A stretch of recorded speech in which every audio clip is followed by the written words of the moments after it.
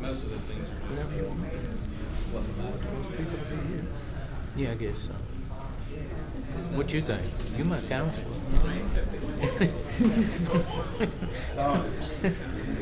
My mama told me to go down there and whatever you say, that's what she said, follow him.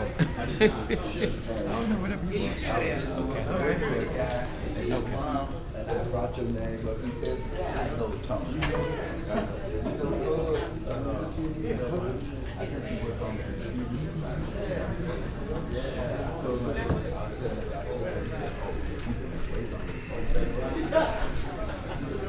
Yes, sir. Yes, sir. Yes, sir.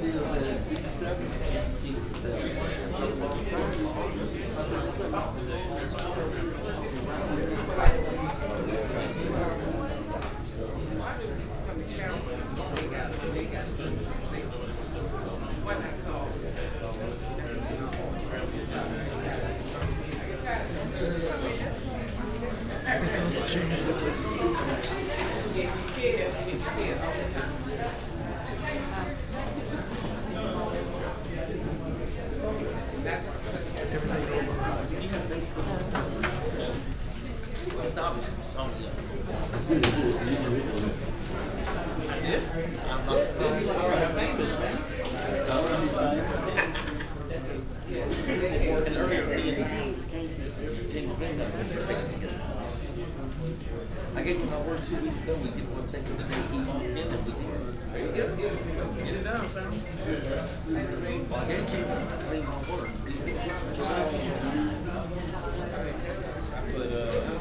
I put pictures of us at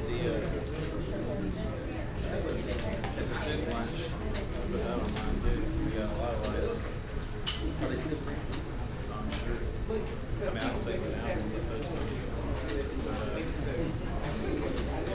These got my good side. And the kids were very happy. Bella enjoyed the conversation. She's probably the most talkative one.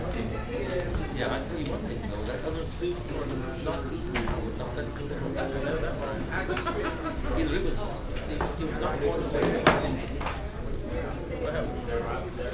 What happened? Did they go into executive session? I don't think they have.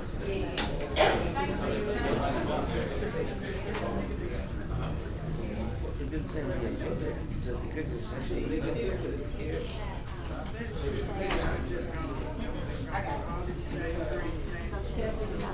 How are you? Glad to see you made it. I'm here all the time. I'm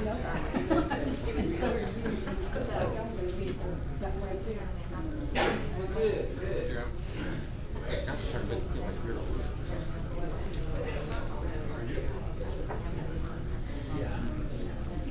Maybe I feel like blue. I think if I start feeling like blue, it's like that would do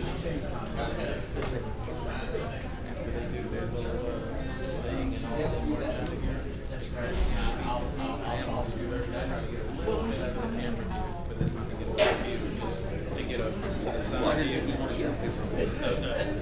Making sure you know, so you don't think I'm just moving for nothing. I don't like to sit directly behind the speaker because then I can't.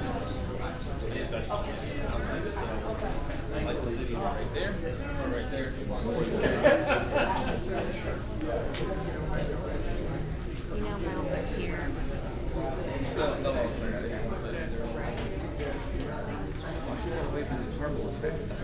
We don't have a presentation for the other. that woman was bringing her saying that she was going to come down here and tell the council she's complete. They don't have time for that.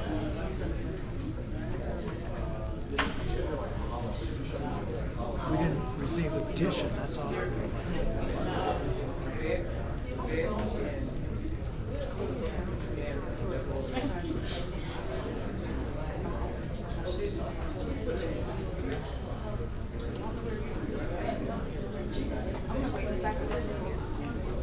And wait a minute. Okay, so say you better not tax me like you tax the little people. It's a 20% tax, not a 50% tax. So if you had given me 5, I would take it. Yeah, that's what we're doing. One tax, either on the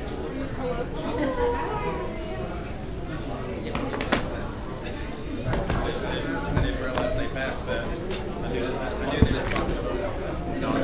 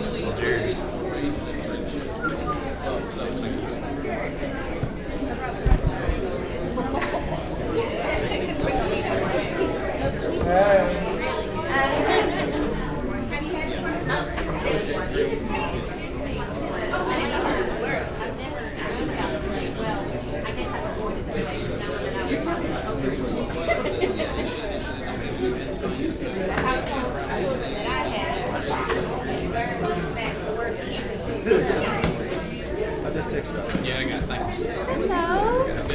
They have another. You're purple.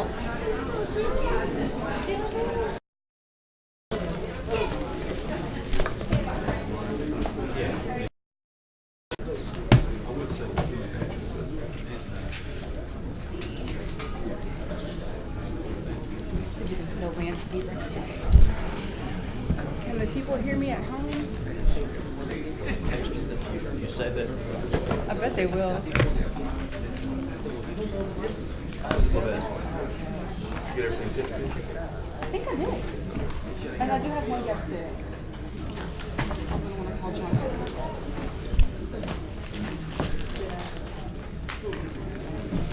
And I have candy.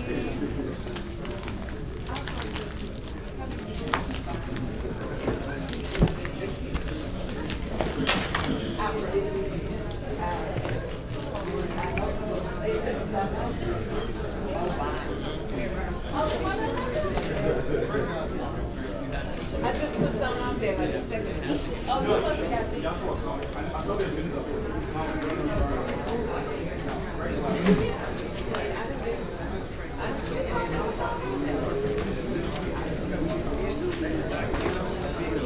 Hey, is my friend Everett's run already? Who? Everett, Savannah. No. Somebody thought about taking that thing. I said, I saw it. Well, they can all work. No. I'm talking about the one that's up here. Oh, yeah. Still ain't got that taken care of. Yeah, no, he'll be able I bet he was out there. So I told him about it. I wore him out about it.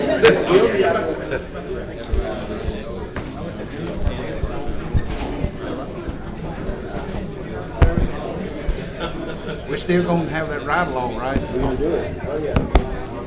I'm looking forward to it. Can't get a sports van, we're going up. Put Will in the back. We'll be right today. Good and relaxed.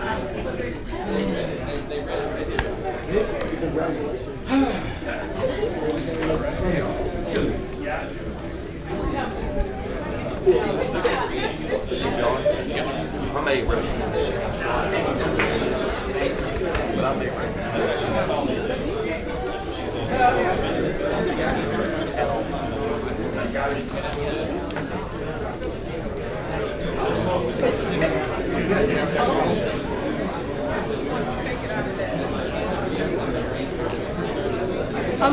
Water. No. Well, I might need to plug in, but I'm just gonna let it do it. I've got 36%. If we can get out of here, but do you see how many people are here? And Councilman Green needs to leave at. He said he had a thing in his church at 6:30. Might be somebody has to be right.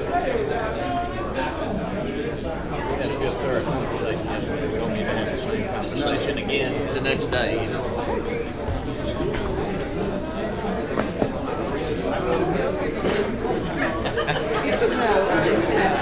I don't believe it.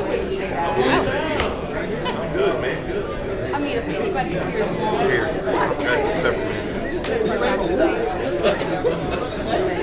I know. That's not gonna work.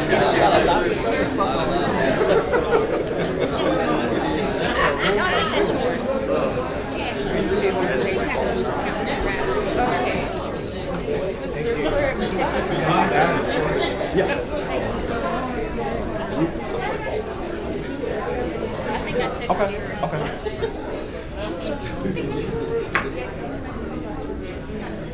Make these 90-degree plugs that don't fit in my case.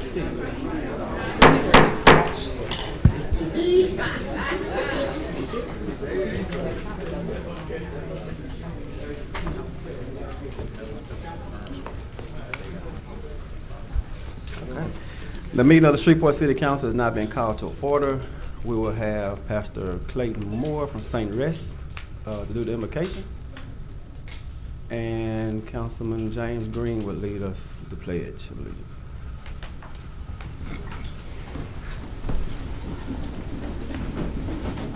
Shall we consecrate our hearts? Dear God, we thank you for the gathering of these, your people, together at this place for your business of the greater good of your people. We ask your presence to be in our midst, and all that we do would be for your glory and our goodness. We ask this by faith in the name that really matters. Amen. You repeat after me. Pledge allegiance to the flag of the United States of America and to the republic for which it stands, one nation, under God, indivisible, with liberty and justice for all. Madam Clerk, will you call the roll, please? Present. Present. Present. Here. Here. Here. Is there a motion to approve the minutes of the administrative conference, city council meeting, and the special meeting on April 15th? It's been moved by Councilman Green, second by Councilman Butcher. Please vote.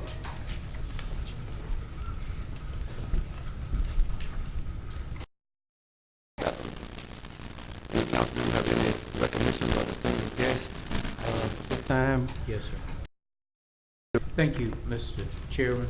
I would like to, at this particular time, to suspend the rules for resolutions 43, 45, and 46. I second. 43. Which one? 43, 43, 45? 45, and 46. 46. Been moved by Councilman Green, and second by Councilman Bradford. Suspend the rule. And I'd like for those individuals, Marvin Javajaws and Pastor Woodrow Kimball's wife and Pastor Calvin Kimball, to meet me down front. And Mr.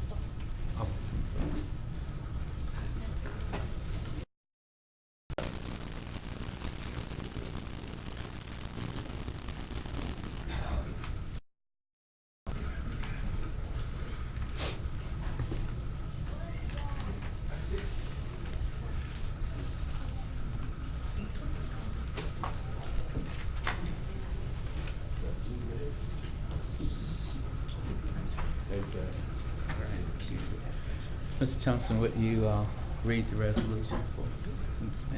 Resolution 43, a resolution to recognize Marvin Javajaws Williams and to dedicate Gloria Drive at Henry Street in honor of Marvin Williams for his commitment and contributions to Moortown and the city of Shreveport by Councilman James Green. Whereas Marvin Javajaws Williams, a business owner, promoter, disc jockey, motivational speaker, and a positive rap artist. And whereas Javajaws has been in the entertainment business for the past 38 years, he started in the radio industry 25 years ago on radio station Magic 100, which later became 99.7 KMJJ. In the year 2000, Javajaws was hired to kick off Shreveport's first hip-hop radio station, 103.7 The Beat. He specializes in old school, gospel, rap, R&B, and hip-hop. Javajaws currently displays his unique talents nightly as the host of the House Party on Hot 102.1 KDKS. And whereas Javajaws is the COO of Jabbo Productions, a consultant marketing and promotions company, he's also the owner of Lil J's Music and More, which is a retail music store named after his son Marvin Jr. And whereas Javajaws is a creator and producer of many major events held in Shreveport, such as Family Fun Night and Super Safe Sunday for the city of Shreveport, Night of Stars Talent Show, the Jingle Jam Local Artist Showcase, and Family Affairs skate parties. He also promotes plays, shows, and concerts throughout the Arklatex. And whereas although Javajaws grew up in the Moortown community, he lends a helping hand at events in all communities. Most events he creates or volunteers for address crime and violence in Shreveport. He encourages positivity for the youth through entertainment and education. Whereas Javajaws is a husband of Shalik Hamilton Williams and the proud father of 4 children, Jasmine, Eric, Justice, and Marvin Jr. Now therefore be it resolved by the City Council of the City of Shreveport in due legal and regular session convened that the Shreveport City Council recognizes Marvin Javajaws Williams for his many contributions to the entertainment industry and his investment in the youth of the City of Shreveport. Be it further resolved that the mayor on behalf of the city is authorized to dedicate Gloria Drive at Henry Street in honor of Marvin Javajaws Williams. Be it further resolved that this resolution shall be executed in duplicate originals with one original presented to Marvin Javajaws Williams and the other resolution filed in perpetuity in the office of the Clerk of Council for the City of Shreveport, and it's been signed by all council members. Mr. Chairman. Sir. I move that we will adopt this resolution. Second. Moved by Councilman Bradford, second by the chair to adopt. Push my button. Push my button for me. And Bye. pull the Barbara Martin. I'm not pulling the Barbara. That motion carries. That motion carries. All right.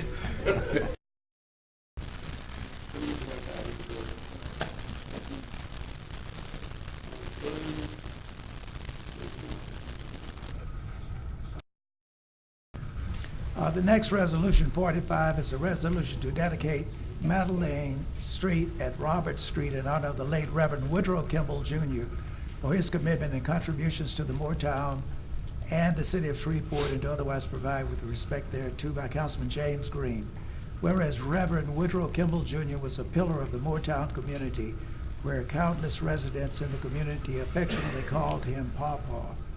And whereas Reverend Woodrow Kimball was a giving man who generously gave to anyone in need, including sharing his craftsmanship with his neighbors, family, and friends. And whereas Reverend Woodrow Kimball Jr. helped to restore homes, he welded cooking grills and turned old kitchen cabinets into works of art. Reverend Woodrow Kimball's other talents included charcoal drawing, oil painting, and building model trains. And whereas Reverend Woodrow Kimball Jr. was a man of laughter who had a tremendous gift for storytelling, using that gift along with his unwavering devotion to the truth, Reverend Woodrow Kimball Jr. became a preacher with an unforgettable message. And whereas on Monday, November the 7th, 2016, Reverend Woodrow Kimball transitioned to his place in heaven, leaving a great void in the Moortown community and the surrounding areas. Now therefore be it resolved by the City Council of the City of Shreveport in due legal and regular session convened that the mayor on behalf of the city is authorized to dedicate Madeleine Street at Roberts Street in honor of Reverend Woodrow Kimball Jr. because of his many contributions to the Moortown community in the city of Shreveport. Be it further resolved that this resolution shall be executed in duplicate originals with one original presented to the family of Reverend Woodrow Kimball, and the other resolution filed in perpetuity in the office of the Clerk of Council for the city of Shreveport, and it has been signed by all council members. Mr. Chairman, Thank you. move for the adoption of 45. Been moved by Councilman Bradford and second by the chair. Please vote.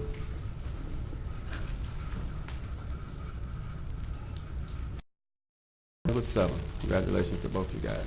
Resolution 46 is a resolution to recognize Dr. Calvin Kimball and to dedicate at Hollywood Avenue in honor of Dr. Calvin Kimball for his commitment and contributions to Moortown and the city of Shreveport.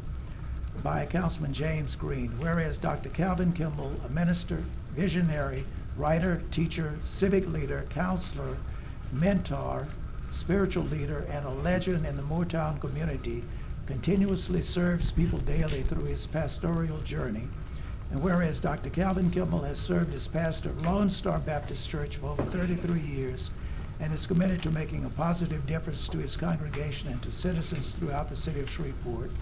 And whereas Dr. Calvin Kimball comes from a respected, loving family in the Moortown community, his twin brother Alvin and late brother Woodrow were Moortown's first trio of brother ministers. And whereas growing up in Moortown, Dr. Calvin Kimball and his brothers developed a strong sense of family and dedication to God, which he displays with his own family, his church family, his Moortown family, and the citizens of Shreveport. And whereas Dr. Calvin Kimball's many community services and accomplishments include the following: the founder of Shreveport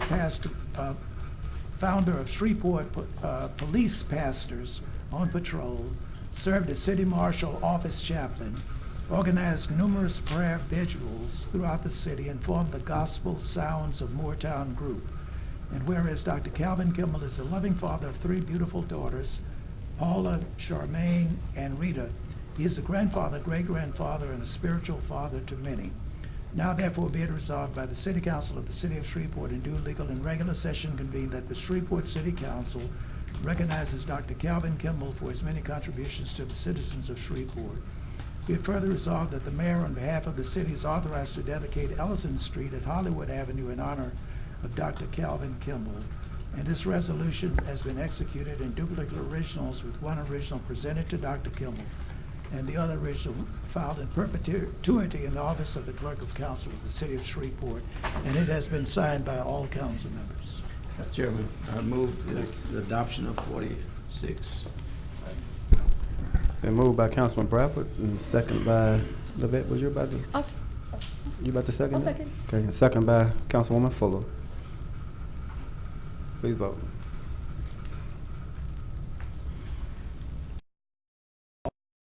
Thank you, Mr. Chairman. If you all would like to have the word, especially. Board of young men and young ladies, I thank you from the Woodrow Kimball family for the thought of honoring him. It means a lot to our family. Again, thank you for the thought. Yes, ma'am.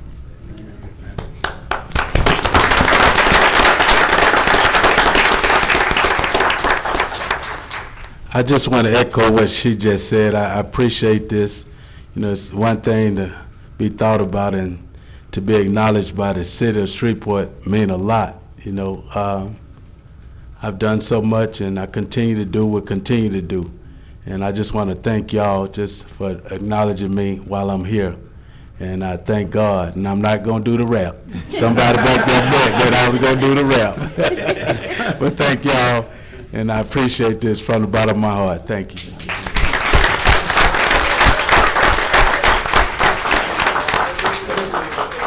Thank you to the mayor and to all of the council persons and staff. I want to thank you, and especially to Pastor Green. Thank you for this wonderful document of some of the work that I've been able to do. I grew up in Moortown. I'm pastoring in Moortown now for 33 years. Motown is my home, and Motown will be my home until I go to that other home. And I want to thank all of you, and I do everything I can. And all this is going to do for me is to keep me humble and continue to do what the Lord has allowed me to do. May God bless and may God keep you. Thank you so much.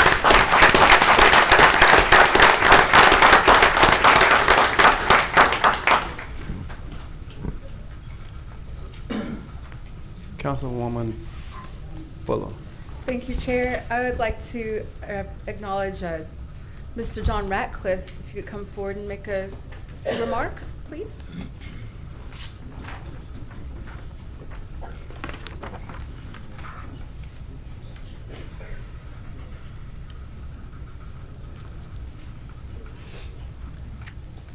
Good afternoon. As many of you know, I am a retired attorney who has lived in Shreveport for over 30 years. And although I wasn't born here and didn't grow up here, my father was and did until his father died. His father, Harold, my grandfather, is buried near the entrance of Greenwood Cemetery on East Stoner Avenue. And so Shreveport really is my home. I would like to thank the mayor and the council for hearing me speak on behalf of Unleash Shreveport. Unleash Shreveport is a part of a statewide effort called Unleash Local, which seeks to repeal the state government's ban on local government control of worker protection policies. And I would like to thank Councilwoman Lavette Fuller in particular for introducing the resolution to be considered today. Before I begin, would those who are in the chamber who support this effort please stand?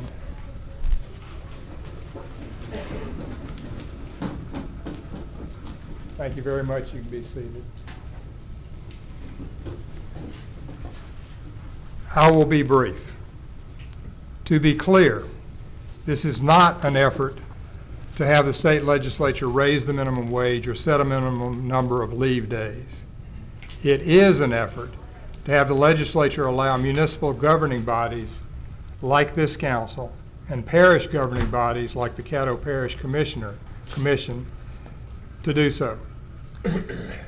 The basic argument for granting localities this authority is quite straightforward. Economic conditions, including working conditions, vary significantly from locality to locality. To take a simple example, the cost of living in New Orleans is higher than in most, if not all, other parts of Louisiana. And the cost to live in Shreveport is different than it is in other parts of the state.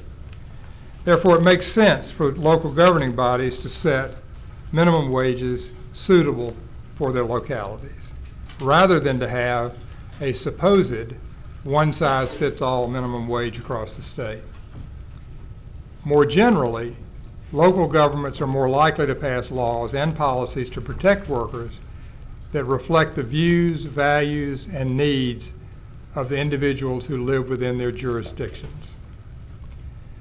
The bill representing this effort, which is currently before the legislature, is House Bill 422, sponsored by Representative Duplessis and Senator Bishop. Thank you again for hearing and seeing those of us involved in Unleash Shreveport, and for considering Councilwoman Fuller's resolution with respect to our effort on behalf of municipalities and parishes across the state. Thank you. Thank you.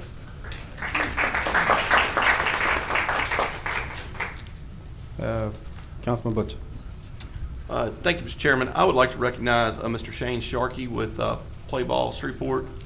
He's got an update on where his organization is with the fairgrounds field.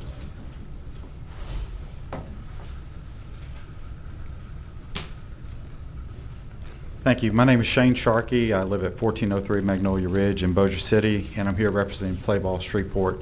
I appreciate the opportunity to speak again and give you an update. The last time we had an opportunity to talk to the City Council was on February 26th, and since then we appreciate the mayor investigating some of the issues with the bond money, and we appreciate that. To give you an update for our organization, since then we've had 3 additional support organizations come in to participate in what we're doing.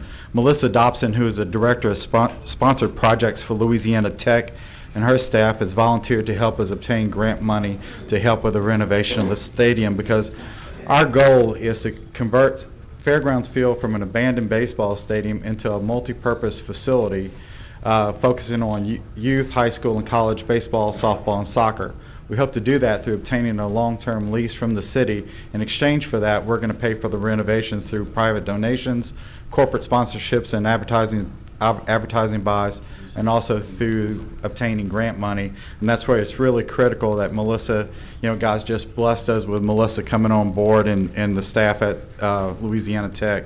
Another helpful addition is Dr. Beeler in the Centenary College Geology Department, who's going to help us determine the terrain of the facility.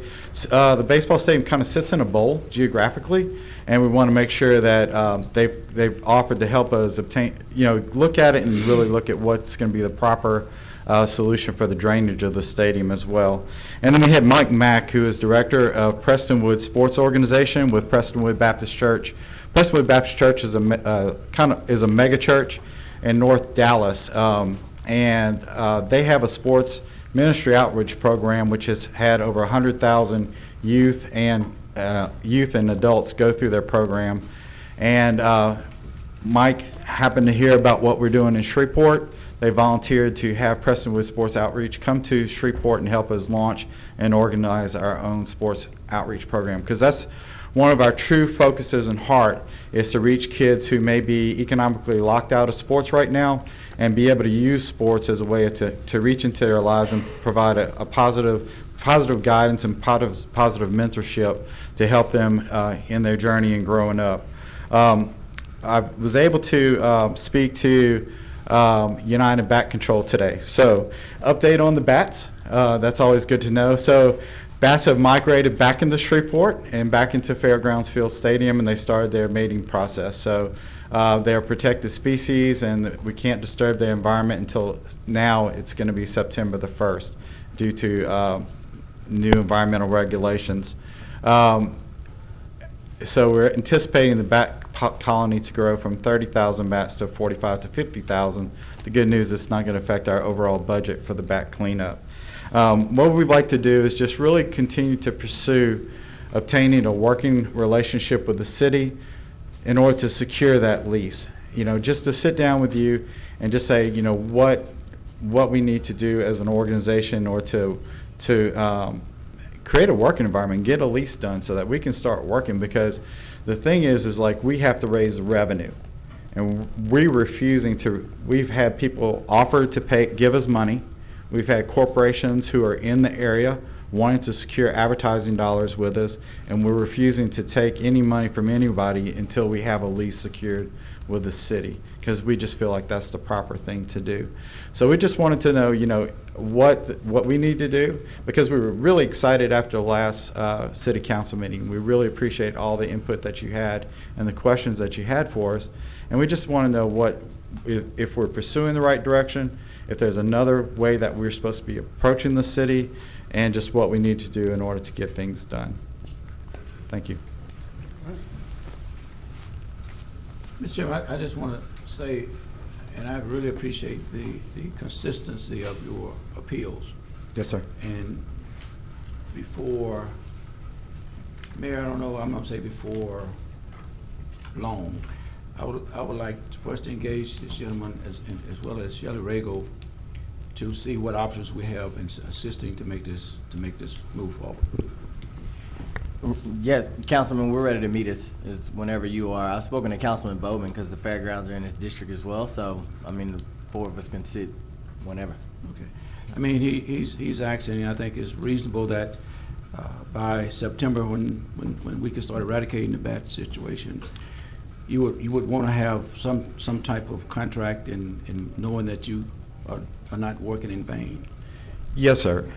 There's things that the bat company can do before September 1st, because there's sections of the stadium where the bats aren't roosting right now, and they can go through and they can seal off those sections of the stadium.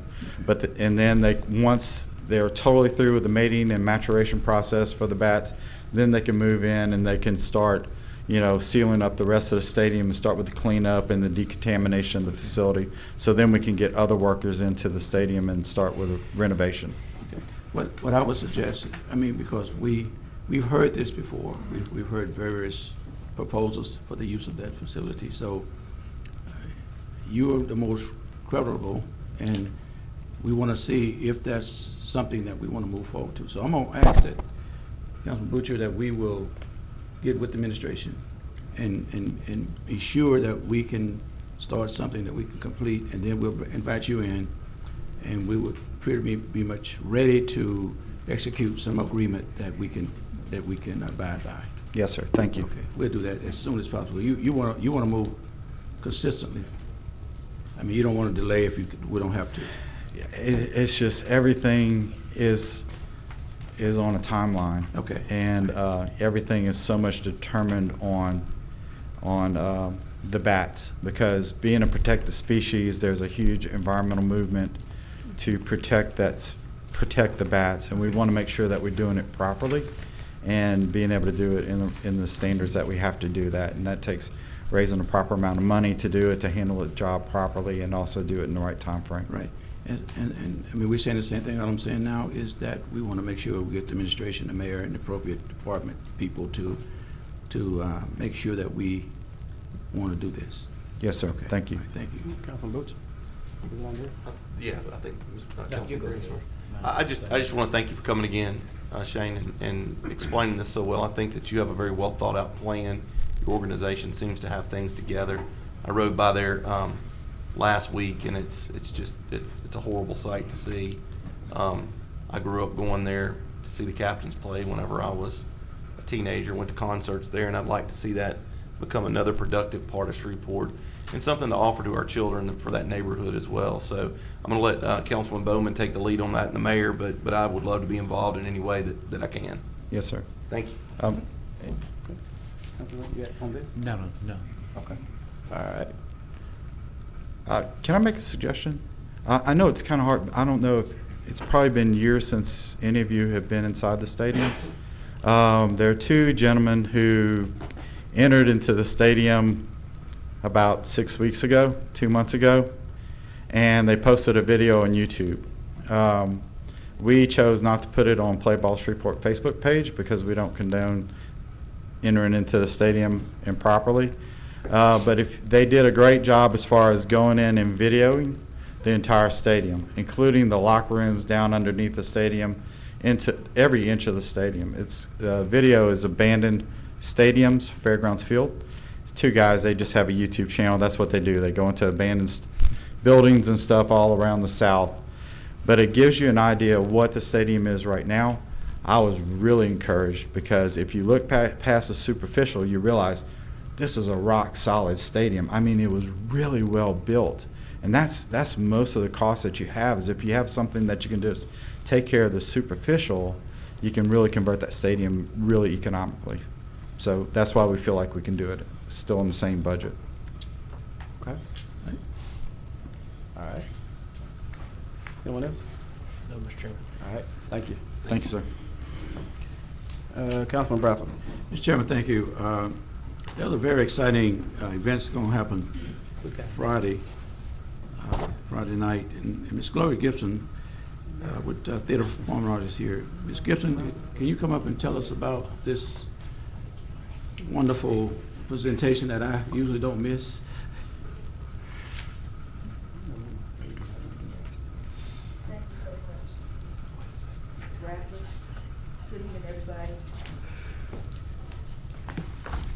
I'm Gloria Gibson, found director for the Theater of the Performing Arts, and we will be having our annual Theater Performing Arts 17th Annual Youth Celebrating Jazz Concert. This is a Yazzie concert, and I'm sure some of you have heard of Yazzie. We've been here for quite a while, and the concert will be this Friday. We're in transition now as far as waiting for the Riverview Theater to be completed. That's where we have most of our programs. So we should be back in that facility next year, I hope. But anyway, just want to say thank you. Thank you, Mayor Perkins and Mr. Bowman and for all your assistance to the city of Shreveport, because city of Shreveport really has been very good to the Theater of Performing Arts. And we hope that you will continue your help and your support for us. Mr. Bradford, thank you so much for what you've done for us. Okay? Who's some of the entertainers? I'm sorry. I thought Sir? I was going to ask who were some of the entertainers that you had come in. Well, this year we had 2 entertainers, but Michael Ward, most of you know Michael Ward, he's a jazz violinist from New Orleans, Louisiana, but Michael broke his pinky. Now, if you are a violinist, you know how important your little pinky, okay? So, but he'll be back hopefully with us next fall, but he just, and we had to change everything. We had to change the publicity, and so we bring it in one of our students, very talented young man. You may have heard of him. His name is Trey Huffboom, and Trey is working with us. He worked with Sharika and all those people. So Trey will come in and take Michael Ward's, place just for this coming Friday.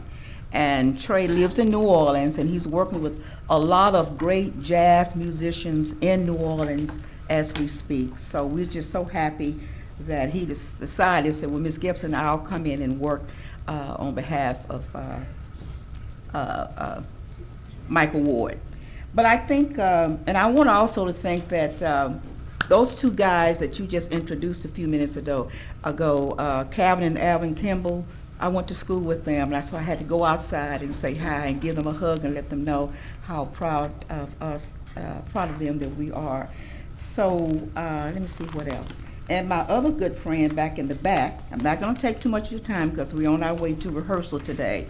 We have rehearsal at 6:30, and we do all our rehearsing at Green Oaks Academy.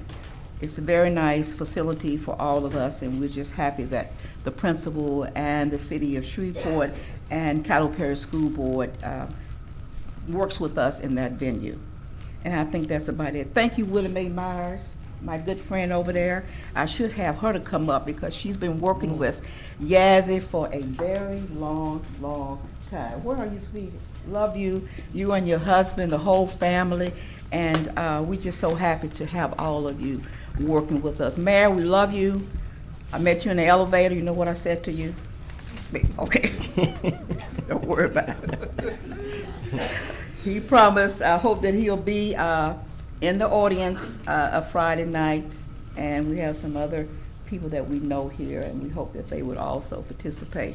Thank you. Congratulations, Ms. Sharika Fields. We love you. Okay. She's a Yazzie, ex-Yazzie student. Okay. Maybe I shouldn't have said that. She's a dancer. She's a dancer. But I think that's about it. So thank you, Mr. Bradford, for introducing me. Is there anything else? Other than that, I'm going to sit down and get out of here. That's it. Thank you so much. That's not all. I'm on board. I'm sorry. I know we don't know each other, Ms. Gibson, but I have worked with several of your students at Byrd that do theater at Byrd. Right. And I just want to applaud you for the wonderful work you do. But about a year ago, I was going through a scrapbook, and I found an article where my first ballet teacher was Luther Cox. Oh, okay. And there were only 3 of us. We were the only little people that he worked with because he didn't want to have to work with children back then.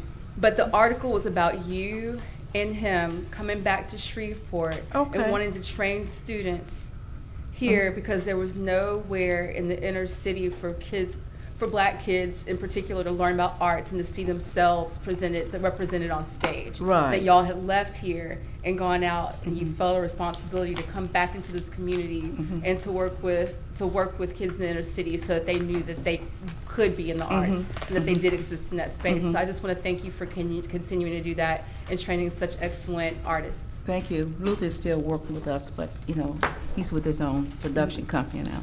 Thank you so very much. Is that it? Yes, Okay. ma'am. Thank you so much. Thank you, Ms. Gibson. Councilman Green. They left. I was going to recognize Pastor Charles Thomas, but they go. Right. Sorry about that. Councilman Butcher.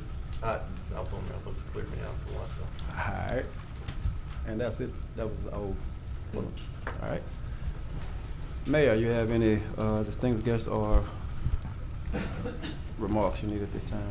I do, Mr. Chairman.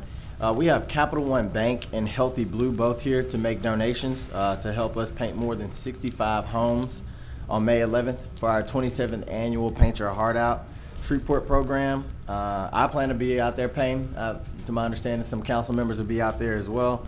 I've been told when folks want to give you money, don't keep them waiting, so I want to invite them up to the microphone.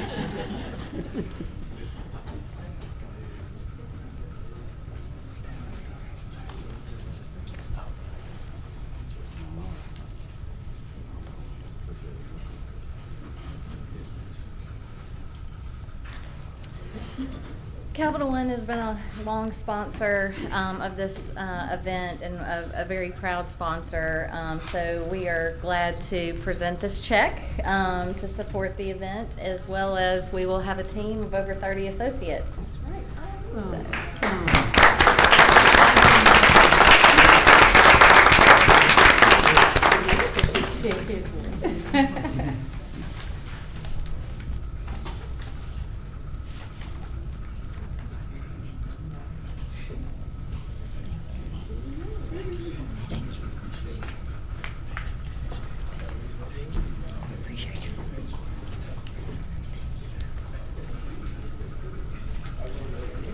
Ms. Nelson, about here, can you give us an update? I sure would. I would love to give you an update. I thought you'd never ask.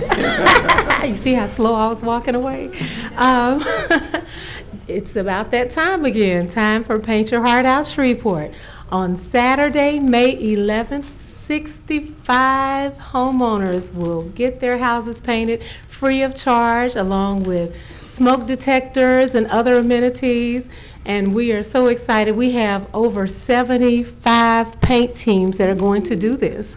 So that's over 1,400 volunteers is what I have so far, and the number continues to grow each day. And I just want to say that I think that Paint Your Heart Out Shreveport lasting for 27 years is amazing, because a lot of programs don't last for that long. But you know, the enthusiasm continues to grow for this program, and it gives me great joy every year just to be the coordinator and get the phone calls that I do. And we're getting close to paint day, and sometime between this week and next week, I'll be sending all of you a list of houses that will be painted in your district, and hopefully on Saturday, May 11th, you'll get a chance to visit some of those houses while they're being painted, and maybe do a few strokes yourself. Thank you.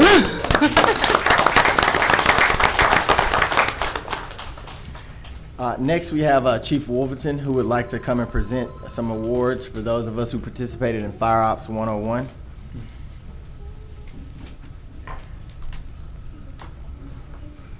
Good afternoon, council members. If I can, could I have Mayor Perkins come forward, Councilman Bradford, State Representative Ms. Dottie Bell. I'm sorry, School Board Representative, I'm sorry. You don't want that field promotion?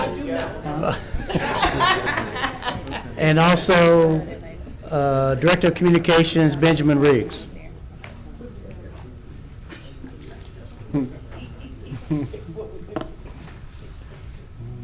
On April the 6th, we conducted an event that's referred to as Fire Ops 101.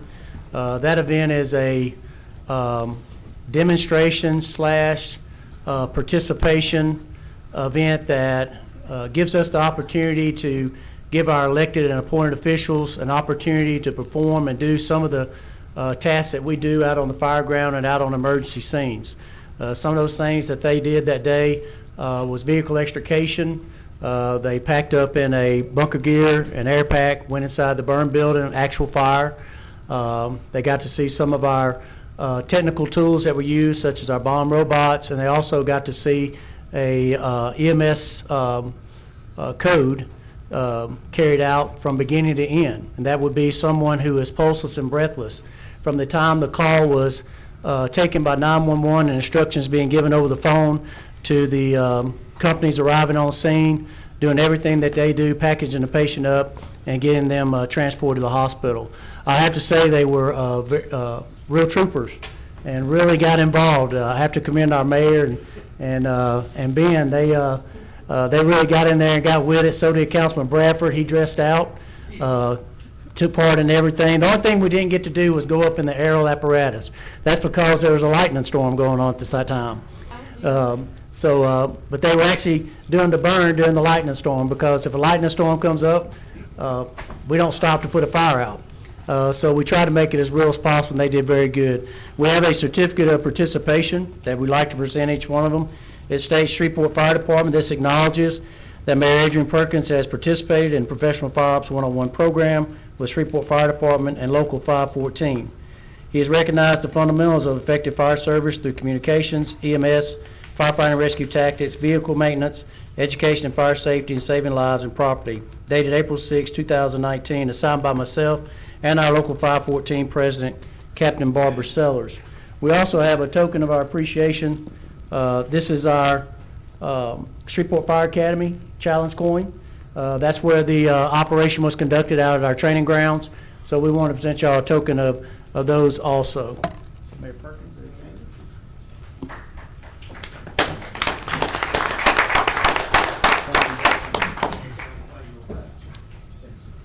Don't go away, we're going to get a picture. Don't go away, we're going to get a picture, aren't we? Oh, we got to get a picture. Yes, ma'am.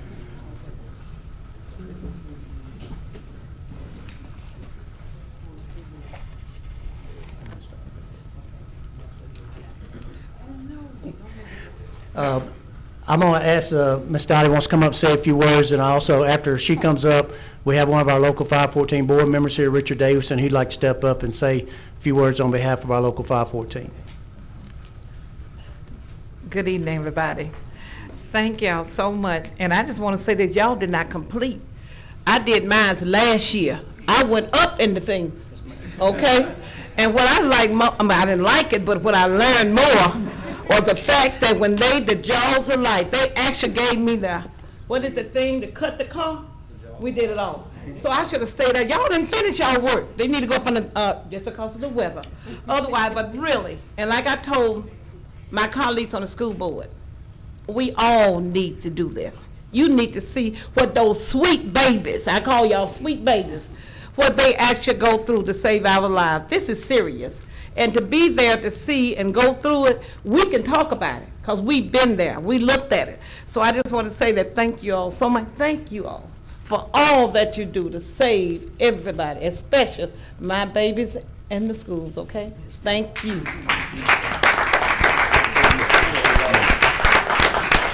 I just want to thank all the participants for coming. The mayor, Councilman Bradford, I think we learned a lot. Everybody did. We learned from you. Y'all learned from us. It's a good hands-on approach. Didn't fight a lot of fire, but they got to feel the packs, the weight of the gear, what it takes to break in a door, to search for a victim. It's not just firefighting. It's the rappelling we did off the tower. It was the bomb squad. It's the dive team. It's the Swiftwater, and it's the collaboration between the union and the department that makes it go. So I just want to encourage y'all to come next year. Please. Thank y'all. Oh, also I do have an award from the local I want to give out. Thank y'all for participating. What station we work at? Chairman Bowman is also participating in this event. Thank you. We need to work at a station. Thank y'all. Thank y'all so much. We get one group picture real quick.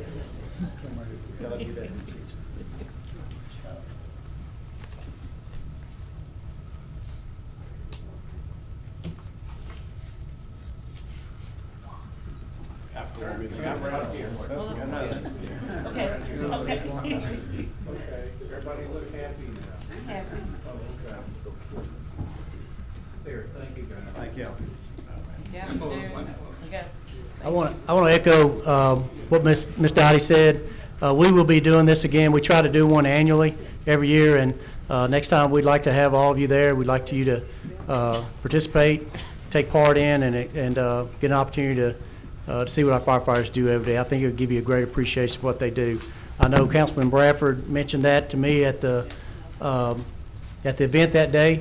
He told me afterwards he had a whole new appreciation for the fire department and what we do, and we thank you for attending. Thank you, Chief. Let me just say this. I'd be remiss if I didn't repeat and add to that, because since then I've experienced the prom exposition that y'all did at Booker T last week and in other schools. I would say that if the prom and next weekend you're going to be giving out smoke detectors. I mean, all of this is for the good and safety of our people. But more importantly, it gave me and enlightened me to a very detailed aspect of firefighting. The equipment, the gear. I had no idea that the gear weighed so much. All of the apparatus. You brought in the total system of the Shreveport Fire Department and put it in front of us to be experienced. Yes, sir. And I left there with a great appreciation and a great understanding.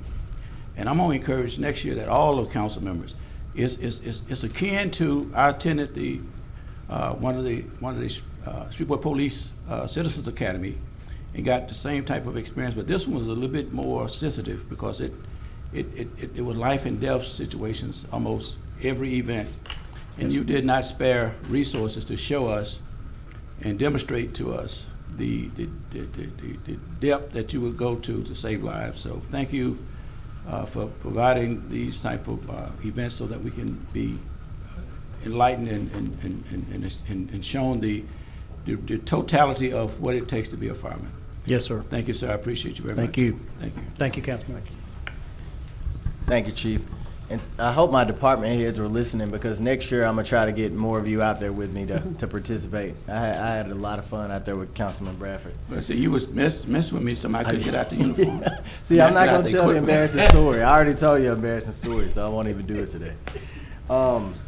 Next, I want to just acknowledge community development. They've been on a roll. Not only is community development partnering, a big partner from the city side with Paint Your Heart Out, but on Wednesday they will be feeding homeless breakfast at Christian Services, and on Thursday they will host the annual Fun Day in the park from 3 to 6 p.m. at David Raines. This is a time of year when we celebrate Community Block Grant Week. So if your schedule allows, please join community development in those two events. And that's all I have, Mr. Chairman. Okay. Thank you, Mayor. Councilman Green. Yes, thank you, Mr. Chairman. At this time, I'd like for the video of Anthony Child's death to be shown.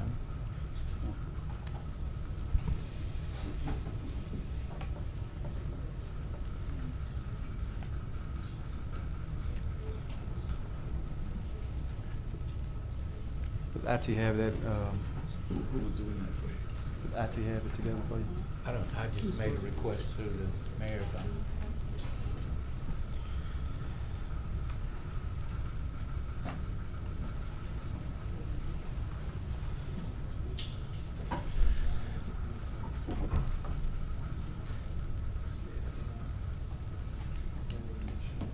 Wow.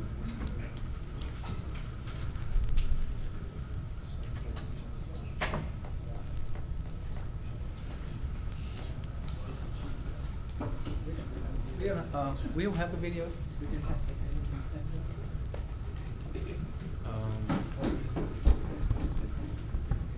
City Attorney, do you know the IT department saying they don't have that video at this time? Do we have it in our possession? No, I do not have it. Yeah. Chief Raymond, do you have? Okay, we have it. Okay. Mark, yeah, Chief Raymond has it.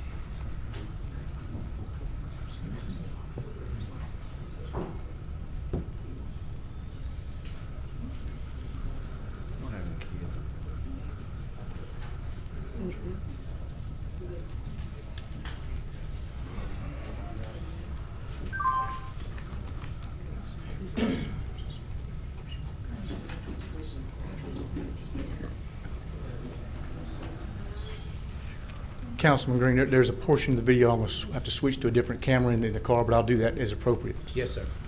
Thank you.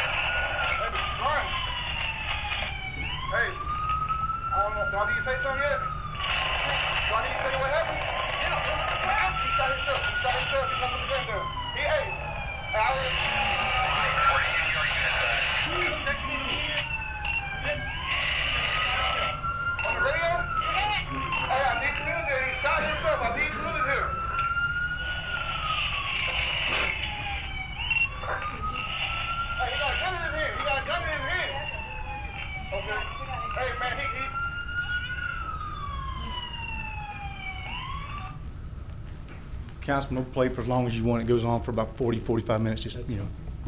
Thank you.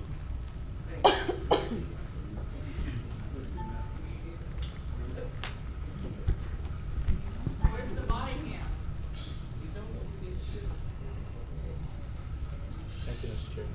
All right.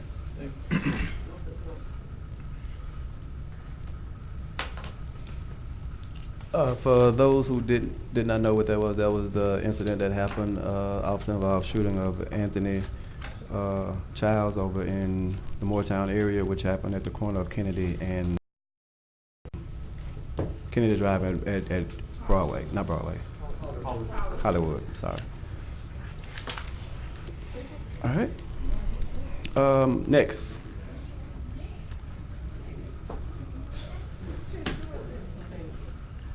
Back to regular agenda, Mr. Chairman. Back to the regular agenda, sir. I wanted to ask if anyone had any questions or concerns relative to property standards. Seeing none. Mr. Clark, do you have a master plan committee report?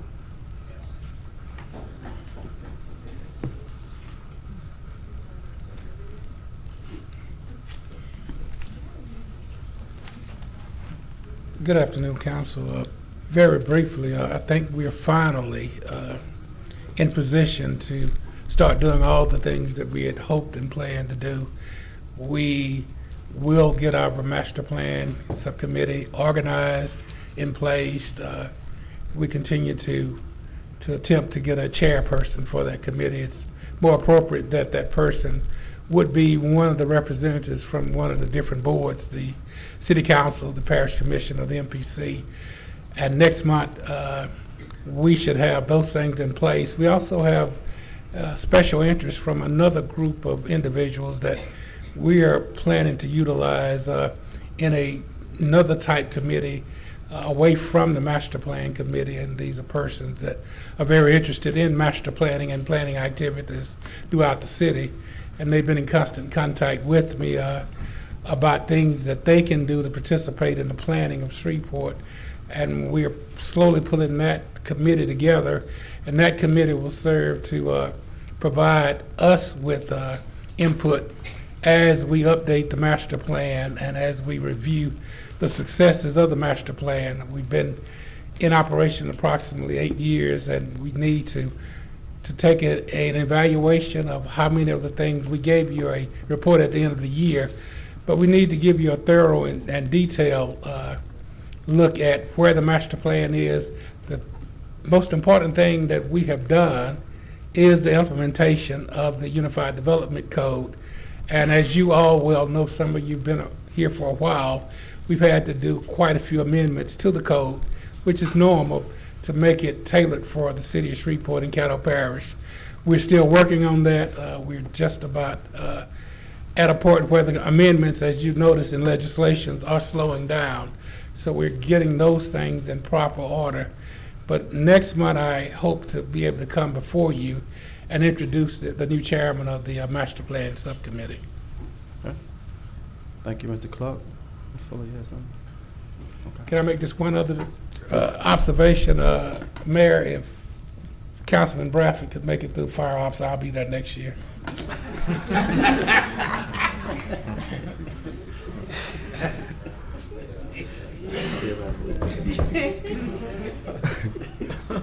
We should have all received the budget to actual financial report from Ms. Jones. We have a public hearing today, 2 public hearings. Mr. Thompson, please read the titles for the public hearing.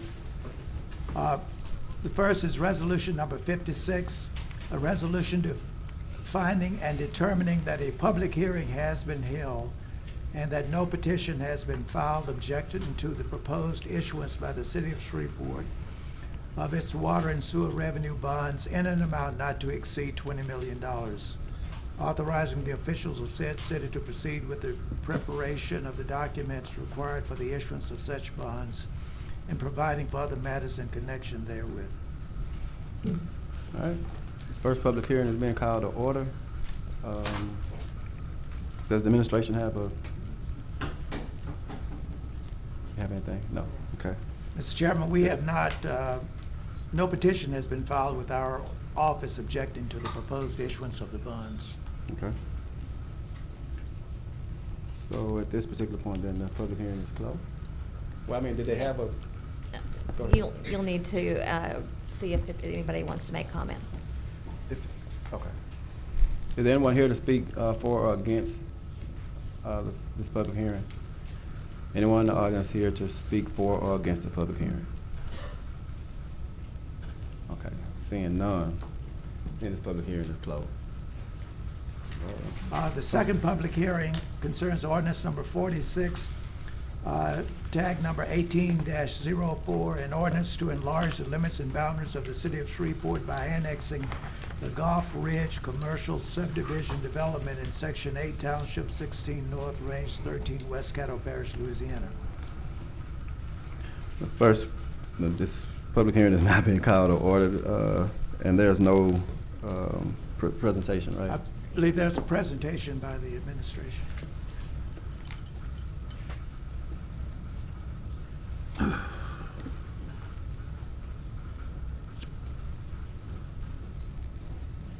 Wow.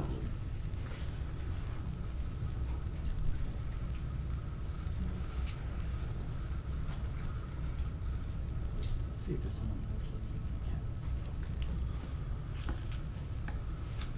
Malcolm, it's not on? Yeah.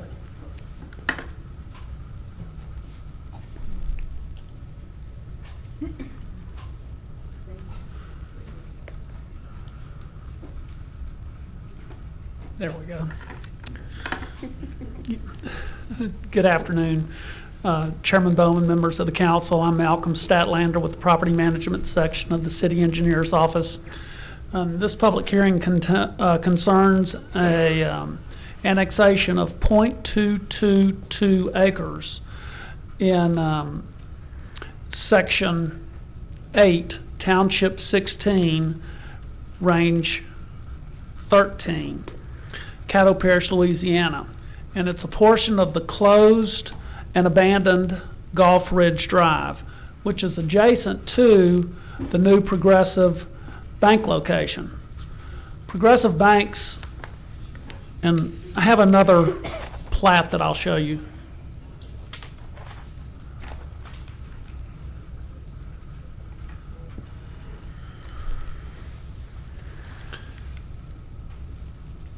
This area here is the current Progressive Bank location. This small area here is the proposed annexation. Progressive Bank's property is already within the city limits of Shreveport, and the annexation will allow for the filing of this subdivision, Gulf Ridge Commercial Subdivision, to facilitate the redevelopment of their property. The area lies along the northeast side of Ellaby Road, just north of Flournoy Lucas Road intersection.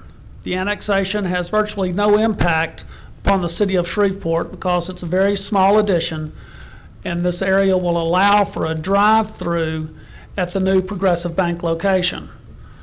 Upon passage of the ordinance, a public notice will be run, giving the public a 30-day period to appeal the annexation. All of the road frontage and the southeast side of the annexation limits. The city received a petition from Progressive Bank, the property owner, requesting this annexation. All right. Is there anyone here to speak in favor of this resolution? Mr. Chairman, Tom Arsenault, 333 Texas Street, Suite 700, Shreveport, Louisiana, 71101. I represent Progressive Bank.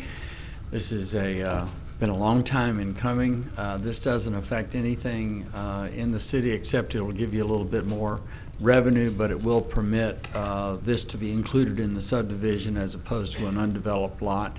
The folks that live to the back, which are outside the city limits, have reciprocal rights of way, so this doesn't affect anybody's access, but it will permit the re-subdivision, which has been part of the whole rezoning process. I want to thank, on behalf of Progressive Bank, I want to thank the City Engineer's Office in particular, and also Ms. Strand of the City Attorney's Office. There were a lot of little issues to work out, and they were very patient and very helpful in doing that, and we appreciate it. I'm happy to answer any questions. Questions? Seeing none. Thank you, Mr. Thompson. Chairman. Is there anyone else to speak for or against? Seeing none, then this public hearing is closed. Mr. Thompson, is there any items to be added today? No, sir. All right. We have the following requests to speak. Mrs. John Glover. Good evening. John Glover, 8100 Pines Road, Apartment 3G, Shreveport, Louisiana.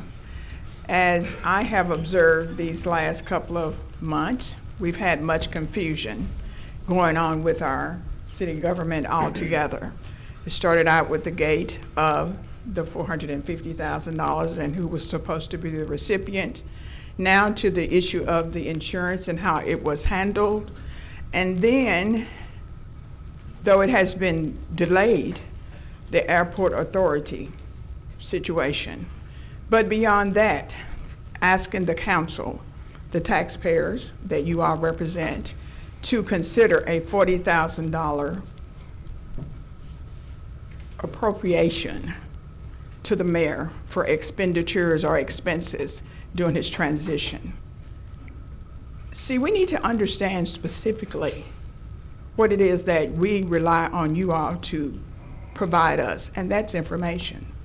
That information helps us to understand and not have to always question the validity of what is being given us. As a constituent, as a taxpayer, that's all we're asking, or I'm asking you to do. If it is that you find yourself falling short, just say it. We all make mistakes. We're all subject to that. But at the end of the day, we're not here to witness actions or behaviors that are not conducive to what we have asked you all to do in the positions that you hold. This is not your city by yourself. This is not your city by yourself. This is our city. Our city has been in dire straits for far too long on every scale.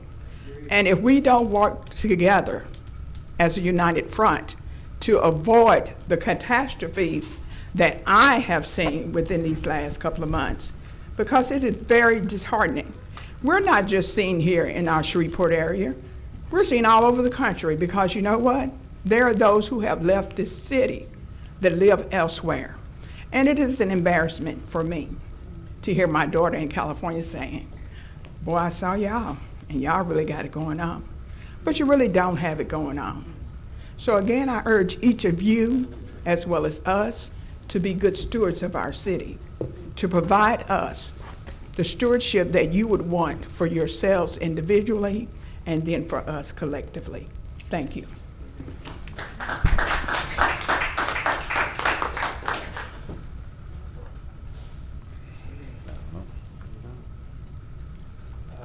Mr. and Mrs. or Mrs. Sartorian, I'm sorry, I can't read your first name. Santor? She's coming.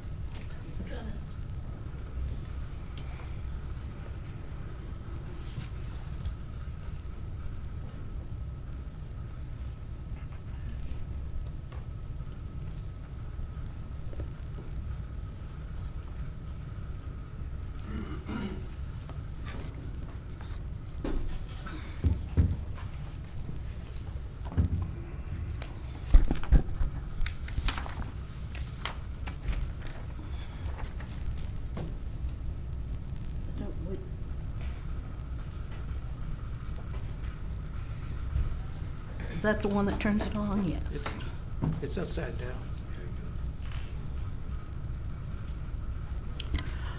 Carolyn Sartori, 125 Suzanne, Shreveport, Louisiana.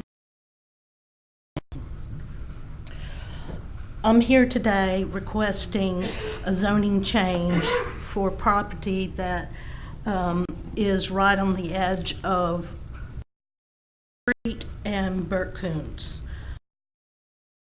Went to the zoning commission and had requested C3 zoning. Both Mr. Clark and Mr. Jean thought it would be fine for it to go on ahead and upgrade it to a C3. However, when I went before the council, they had questions on how we were going to be able to get in and get out right away to go in and out of our property. Since that took place, we have been in contact with the state and they have said there was no issue with putting our entrance there at the edge of our property, being able to go in and out. I would prefer to have you agree with Mr. Stevens and Mr. Clark in giving us the C3. We're going to have approximately 5,000 square foot building where I will be only part of the building. The rest we are intending to lease out, and we did not want to limit ourselves to something other than a full range of businesses to be there. And I want to again reemphasize, even if and when the businesses that we're interested in leasing to come to the property, they have to still go through and get approved from the MPC and from the council. So it wouldn't be like saying a flat C3. So I'm asking you today if you would please agree to the C3. If you decide that no, you don't want to do a C3, I would appreciate you considering a C2.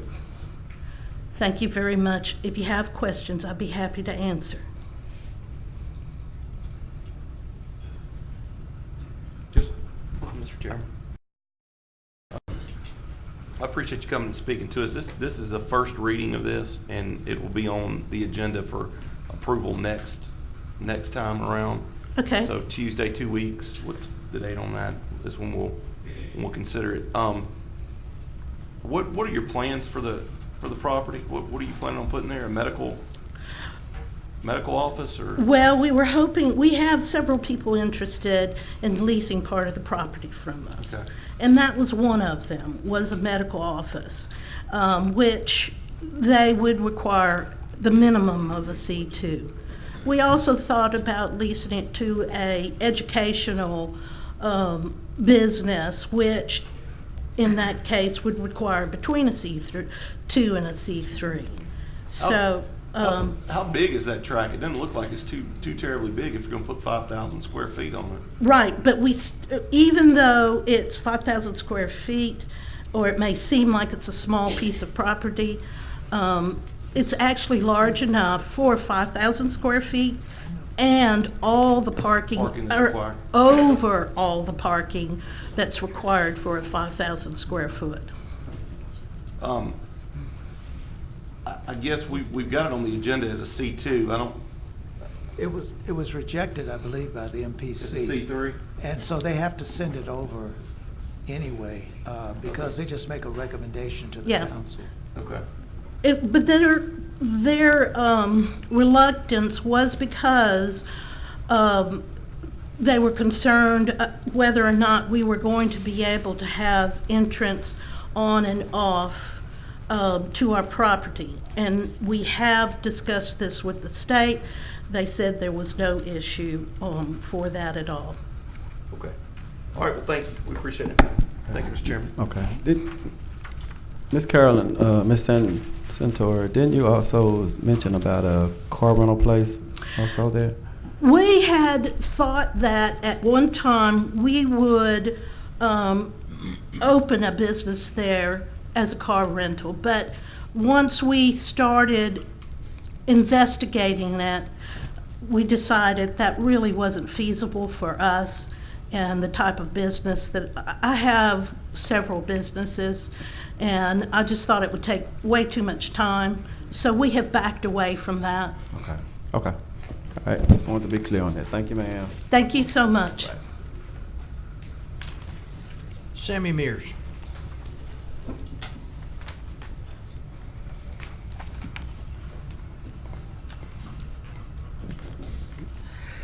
Sammy Mears, 1901 Centenary Boulevard, Shreveport, Louisiana 71101. Hello to everyone, Mayor Perkins. Project Swim sounds like a lot of fun, and the reason I'm saying that is because I think it's a great idea. And the reason is I know that with summer coming in just a few weeks, places will hopefully open up for a lot of good swimming, and that kids will have a lot of fun that they can really enjoy. There does raise a little bit of concern, though. Also, it's very important that we have adults and a lifeguard that are present, because they need to be with these kids and not be unsupervised. The reason I say this is because several years ago, there was a kid that went to a place where there was a swimming pool. He was going to enjoy himself, except that that day he jumped into the deep water and sank right down to the bottom and drowned. Nobody was there to supervise this, and finally when somebody called the paramedics, they got there and they got the kid out, but he didn't survive. That's why there must be supervision at all times for this. So adults and a lifeguard must be present so this will not happen anymore, but this will be a good thing for the kids to have for the summer coming. Let's make summer a lot of fun. A yes vote today is what I'd like to see happen. Go for it. Thank you.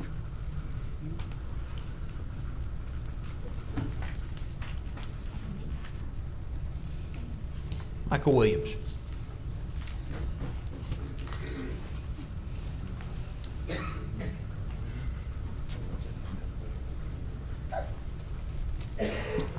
Good afternoon, Michael Williams, 2101 Carver Place, to our distinguished mayor and administration, Mr. Chairman, and to my Councilman Bradford.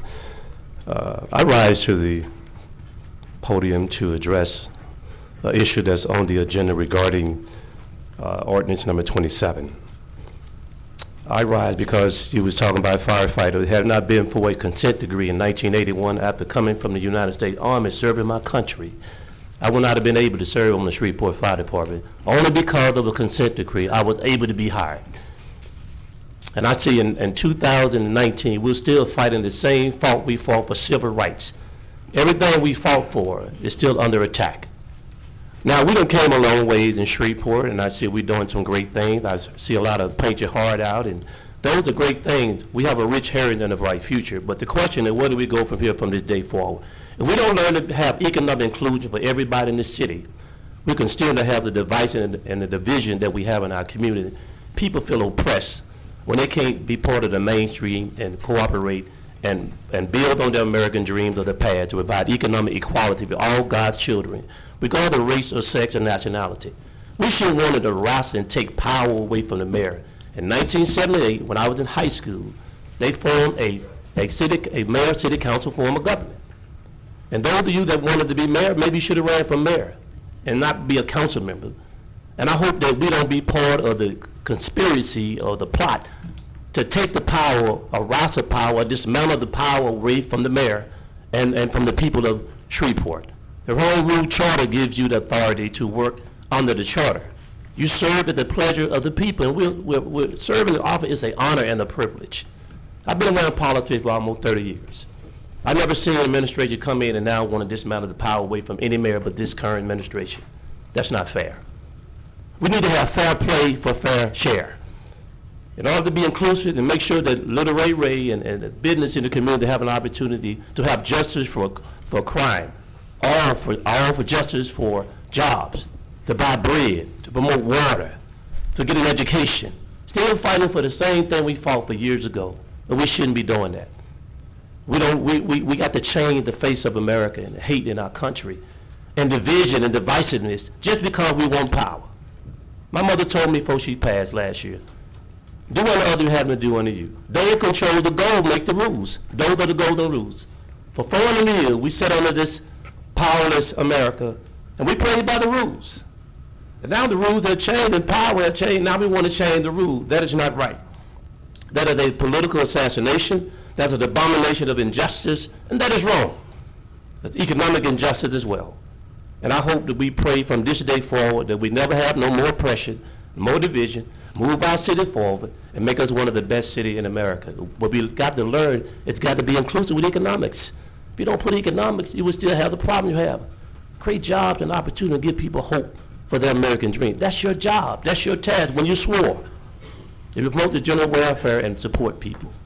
I pray that you do that, and I hope that we vote this ordinance down and move forward and be a more inclusive city. Thank you very much. Thank you. Mr. Craig Lee.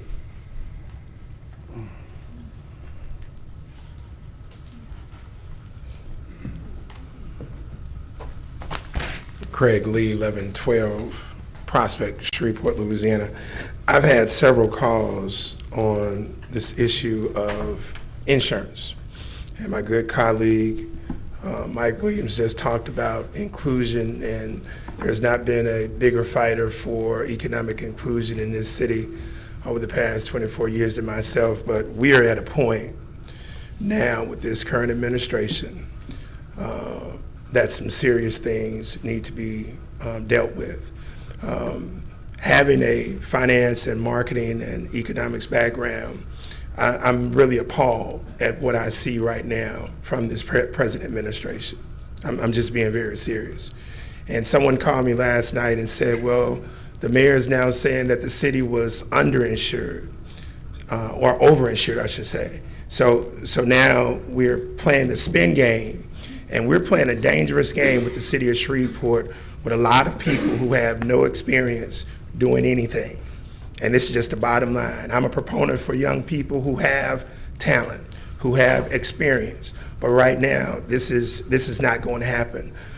We're having people appointed to positions with history degrees who have no thought or understanding of finance or accounting. And this is serious business right now. And I'll say this, Mayor, this is no laughing matter. I fought myself, Councilman Bradford, for contract procurement opportunities, not for incompetent black folks to get contracts. And unlike Michael Williams, I'm sorry, you cannot allow incompetent people, I don't care who they are, to get contracts, period. That makes legitimate black business owners look bad. And yes, it was bad that white folks have been given carte blanche access to contracts, but you don't fight that with more incompetence here. That you just can't do that, period. And we're at a point, we gotta set a standard in this particular city. And I challenge this city council to stand up, because it is your job. The mayor can't just do what he wants to do. You all have the control of shutting that down. And at this stage in the ball game, we got to get rid of incompetence, period. I don't care if they're white, black, or other. There has to be a standard set in this city if we're going to move this city forward. We had a conversation this morning with Superintendent Goree. We're now down to 39,000 children in Caddo Parish. That's parish-wide. We make up about 85%, 90% of the parish. But the reason that we have a dwindling population and we're going to get hit with the 2020 census is because the councils in the past have lacked the courage to stand up and do the right thing. We need you all to stand up and set a standard so we can move this city forward. Thank you. Mr. Lee, may I, Chair? Yes, ma'am.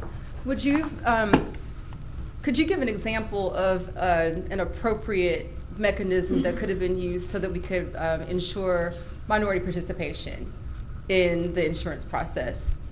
Okay, so you have Leon Wheeler here, for example, in the city of Shreveport. If you now go to the company that had been maintaining that particular contract and you now tell him you're going to have to identify a legitimate local vendor who has insurance expertise, and now if he doesn't have that specific expertise, you now bring him along. That's a cooperative business endeavor, and now you joint venture that particular firm, and now you marry that business.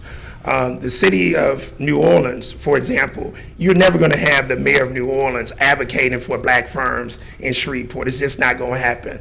People in Dallas are not going to advocate for black firms in Shreveport. This is ludicrous. We're not here to build the tax base of New Orleans. We're here to build the tax base of Shreveport, Louisiana. So you do joint ventures like that. So That's you how would that works. support us like creating partnerships between minority absolutely. contracts to help them build capacity? Absolutely, to build that capacity. Right. Thank you, because I agree with that. Thank you. Mr. Jim Roberts. Mr. Roberts. Mr. Albert Brown.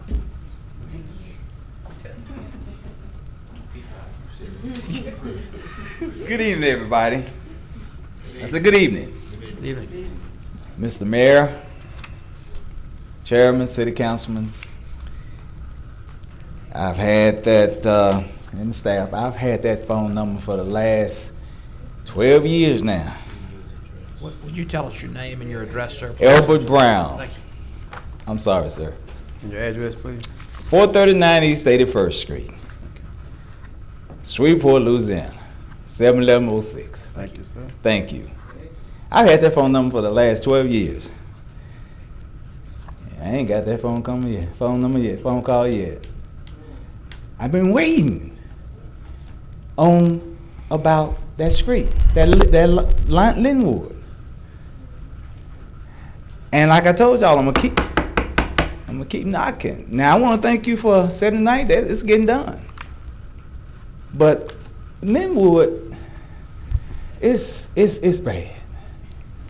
It's bad, dog. And I seen Line Avenue getting done. I'm seeing all the others, but Linwood, y'all, just right down there. Did you see the agenda? Well, Linwood was on the agenda? Yes. So what part of From let's say from 70th Street all the way back down to 31, 32, it's bad. It is bad. And I think, Brother Fleur, you told us that we had the finance to take care of that. It's on the agenda now, Linwood, right here. It's on the agenda? Yeah, for today. I Today. think that's what the chairman asked. That's what I'm asking. Did you see the agenda? Huh? That's why I asked you, did you see the agenda for today? It's on the agenda for today. So Well. the prayer has been answered. Praise the Lord. So this your phone call. This your phone call right here. That's your phone call. Amen. Amen. Amen. Well, praise the Lord, somebody. and I want to tell you all too. My prayers are for you all, for everybody, and we have to work with each other. I'm praying for you, praying for everything, because I love my city. I love my city. My girls, they live in Florida now. They said, "Daddy, won't you?" I said, "No, I'm staying right here in Shreveport. This is my home. I go out there and visit them, but I'm going back to Shreveport, and I'm always talking good about my city. I know we got problems. Everybody got problems. Ain't no perfect thing, but we have to work together. But I thank you all, and like I said, I know y'all know I'm gonna ride down Linwood again, and I'll be right back up here again." But seriously, on the serious side though, it just I just want to see the update on what's going on. Update. Thank y'all so much. Councilman Green? Mr. Brown, won't he do it? Huh? Won't he do it? Hey man, he'll do it. He'll do it. He'll do it. And Brother Bosch, I want to give you your credit. 79 is getting done, and everything. And like I said, my ministry is big because I care. I care about mine, and that's what I do. I go out and look around, and I come back and try to do. That's what I do because I care. Like I said, I care about my city. I care about my city. Thank you all so much. Thank you. Reverend Linus Mays.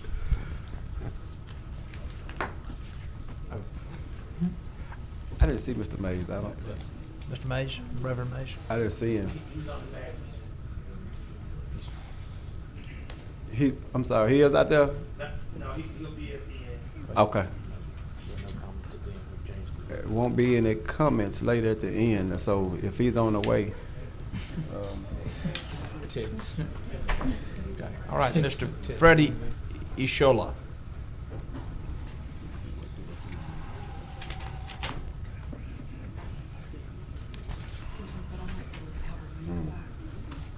My name is Freddie Ishola. I won't be giving my address again. These death threats keep rolling in. So, a few weeks ago, I was driving around town with one of my cousins. His name is Spook. And the reason Spook has this nickname is he used to terrorize Lakeside as a gang member, as a part of the Lakeside Kings, right? And so Spook has spent 4 to 5 years in and out of prison. He's now a convicted felon.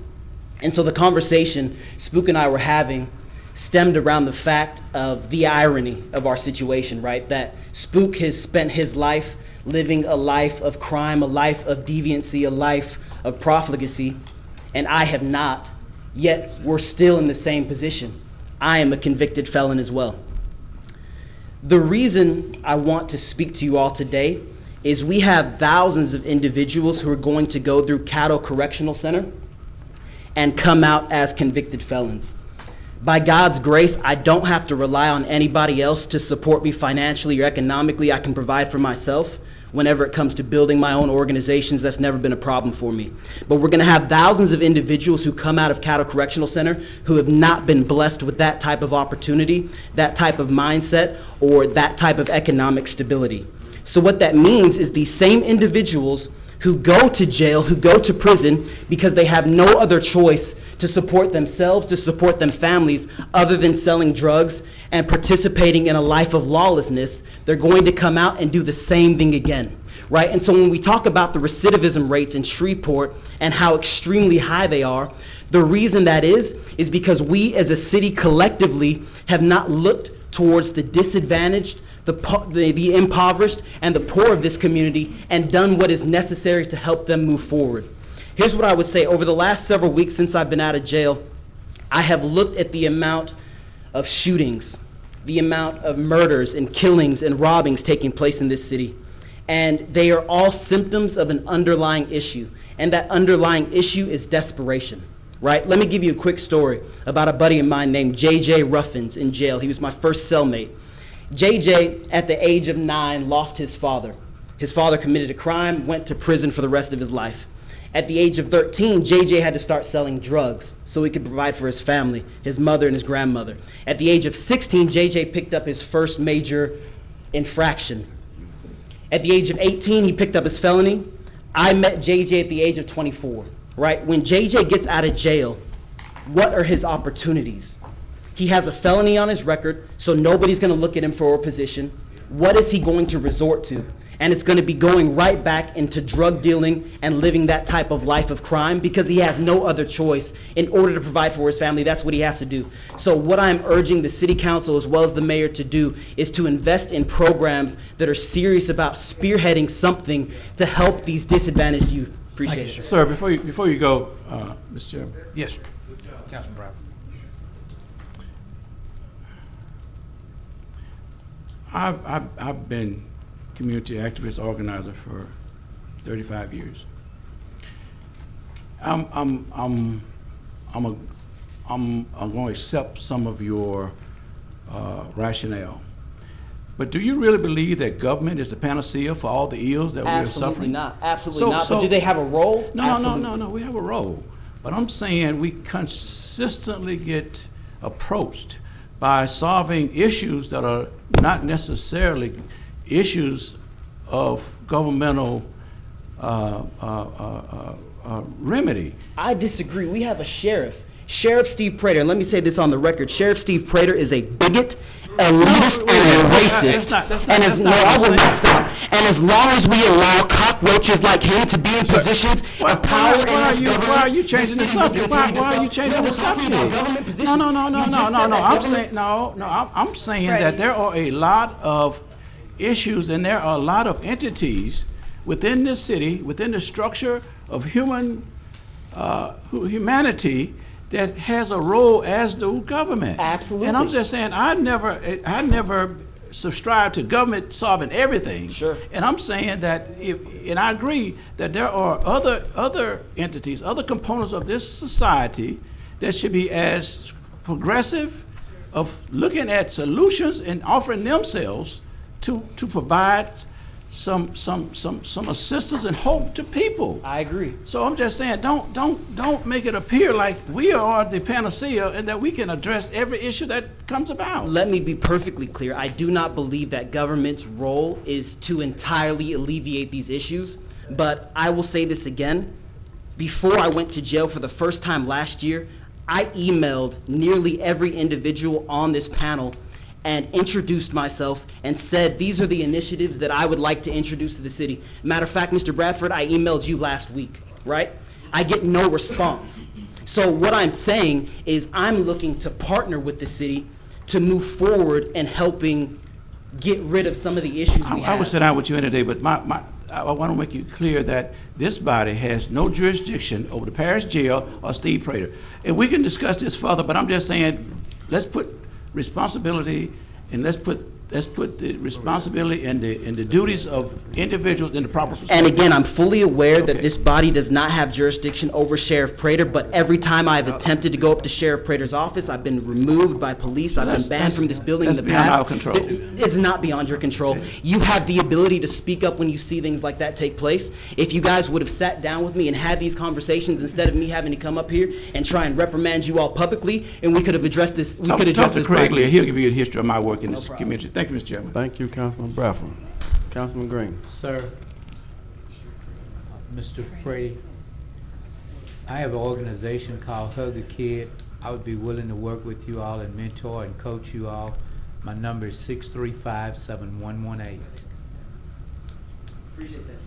Yes. Remind me the last four again. 635-7118.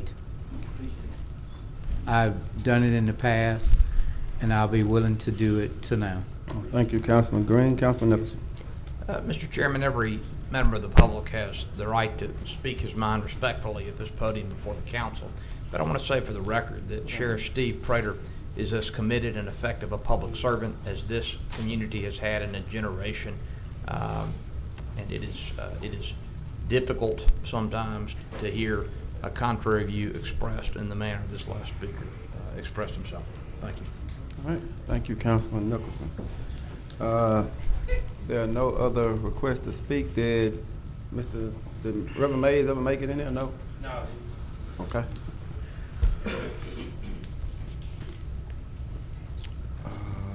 We have the following executive appointments to be considered. The Human Relations Board, Human Relations Commission. Is Felice Williams in? She's not here today? All right. I think I saw Mr. Campbell on the front. We spoke with him yesterday. Spoke with him yesterday, and Lonnie McCray for a reappointment. Did anyone have any? I think we talked to Mr. Campbell. Anyone have anything else from Mr. Campbell from yesterday? All right. And Mayor, on the Shreveport Airport Authority, just make sure we're clear. Where are we on that? Oh, to postpone. Remember, we postponed it yesterday. Okay. Mr. Chairman, I'd like to offer a motion that we postpone the airport authority appointments. Okay. Second. It's been moved by Councilman Green, second by Councilman Bradford to postpone Airport Authority. And for the record, on the council record, the reason we're postponing it, we have a May 1st deadline that has been given to us by the FAA. It's the third extension that they've given us, and they're saying if we aren't compliant with our leases at the airports, that we will lose millions and millions of dollars of federal funding. So we need to get that done before we can move on to board appointments. Postpone. Everyone vote?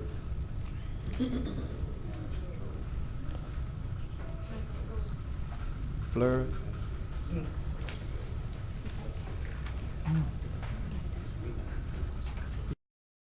Carries with 7.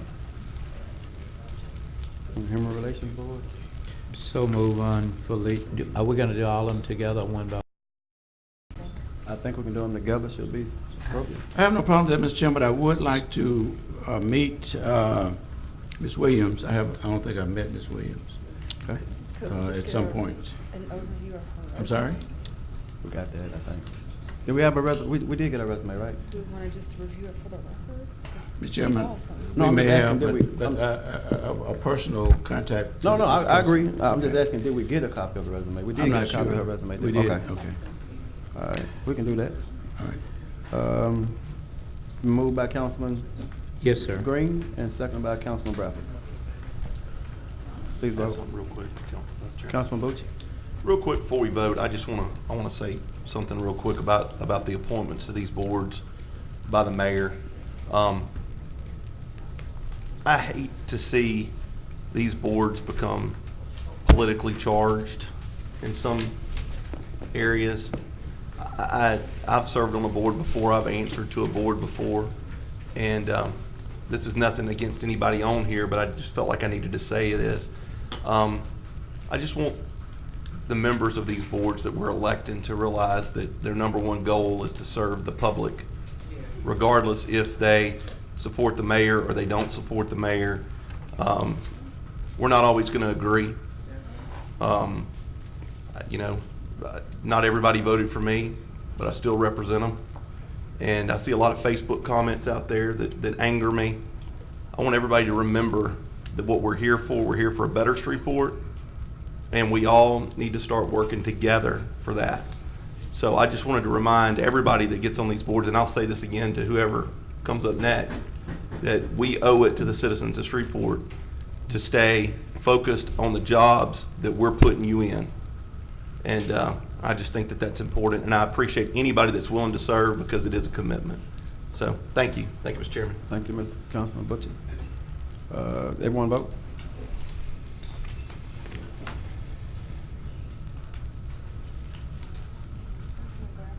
Councilman Bradford.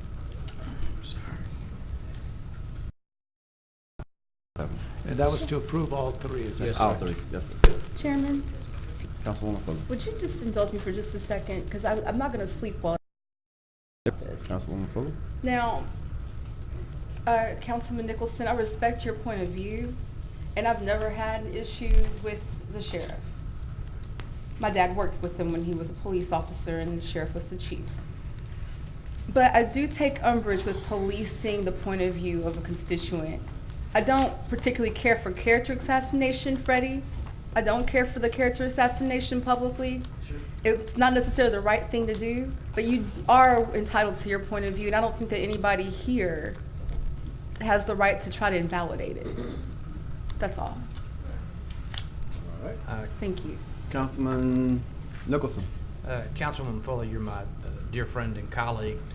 My intention was not to police the constituents' remarks. I made clear that every member of the public has a right to say with respect anything germane to the public's business to this body, and I will stand by that for the duration of my time on the council. But I agree with you that character assassination is not a good use of time at the podium for members of the public, and it's just hard for me to sit and listen to anybody unfairly. It's not unfair. Let's reflect back to the statement. To unfairly call a man like Steve Prater, who, in my view, has done so much for this community, the things that Mr. Ishola called him. He has a right to his opinion. He has a right to express it. And as a member of this body, I have a right to mine. Thank you. Have you been to CCC? I'm sorry. Hey, ma'am, please. I'm gonna remind you, please, I have to be in order in this room, please. I understand that sometimes you get emotional. If you have a request to speak, please put in a request to speak, or I will have to ask you to leave the room. Please don't do that. Councilman Butcher. I'm going to get real simple here with this. This is the people's house. It doesn't belong to us. I want anybody to say whatever they want to say in here. However, having said that, it's election year. That's where you need to do most of your speaking, is out on the campaign trail. If we're dissatisfied with the leaders of this city or this parish, find you a candidate and vote for them. And that includes city councilmen. So it's real simple. So this is the people's house. You come and you tell me whatever you want to hear. If you want to tell me how to bake cookies, I'll listen to it. I was elected to do that. So thank you. I like them with pecans in them. So, but that's what we're here to do. We are elected by the citizens. This is your house, and I will listen to you. I don't like character assassination. There are things that are said in here that are sensitive to me personally that have happened in my life. But I'm here, and we got to have tough skin. And I would just suggest that the polls open in October to elect a new sheriff. If you got a candidate, let's push him. Not me, but y'all. Thank you. All right. I just want to, I guess, to add on to what was just said. I do believe that this is the people's house, and comments are welcome. Sometimes it gets rough, And we hear things that we probably don't want to hear sometimes. We see things that go on here we probably don't want, but that's life. That's what we're here for. And during election time is when we get kicked, our butt get kicked the worst at that particular time. Trust me. So we just have to take some tough skin and move on. Now, if you have a personal assassination, I hate to see people come up and belittle folks, but again, that's a part of the process that we stepped up to the plate to do. So I just wanted to say that. Moving on. There are no items on the consent agenda? That's correct, Mr. Chairman. Okay, please proceed with regular agenda items. Resolutions 43, 45, and 46 have been adopted. Resolution 47 authorizes the mayor and the Shreveport Police Chief to execute a memorandum of agreement between the City of Shreveport Police Department and the Louisiana National Guard for the purpose of setting forth the policies and procedures concerning the management, use, and support of National Guard equipment and its personnel assigned to conduct counter-drug support missions and to otherwise provide with respect thereto. So moved. Second. Moved by Councilman Butcher and second by Councilman Bradford. If there's no discussion on that, please vote. Butcher. Motion carries with 7. Resolution 48 authorizes the mayor to execute a permanent utility in the City of Shreveport and Ascension Classical School for the sanitary sewer main along Southern Loop. So moved. Second. Moved by Councilman Butcher and seconded by Councilman Fleury. If there's no discussion, please vote.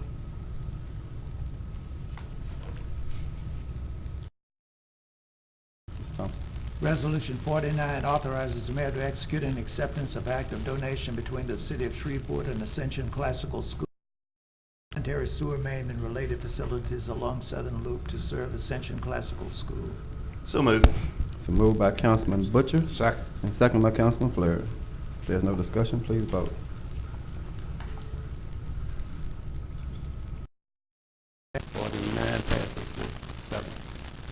Resolution 50 authorizes the mayor to execute a permanent utility servitude agreement with Shreveport and A.B. Glenn Properties LLC for the sanitary sewer main along Southern Loop and to otherwise provide with respect thereto. So moved. Second. Been moved by Councilman Butcher and seconded by Councilman Fleury. If there's no discussion, please vote.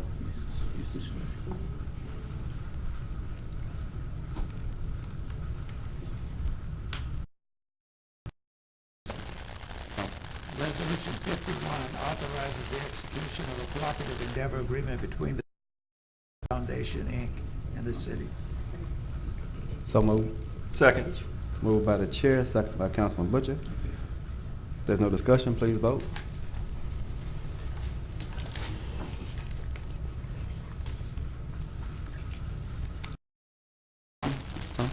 Resolution 52 authorizes the donation of surplus properties, vehicles for the Shreveport Police Department, which are not needed for public purposes, to a political subdivision. So moved. It's been moved by Councilman Green and seconded by the chair. If there's no discussion, please vote.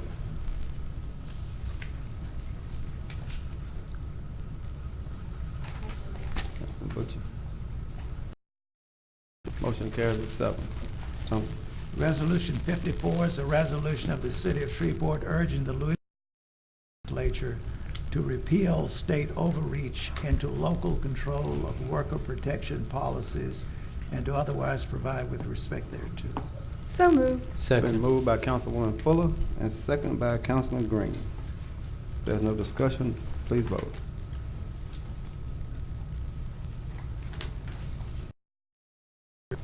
That motion carries with 7. Number 54. Resolution 55, resolution to support the LSU Health Sciences Center Shreveport Medical Education and Wellness Building Project. So moved. Been moved by Councilman Green and seconded by the chair. If there's no discussion, please vote.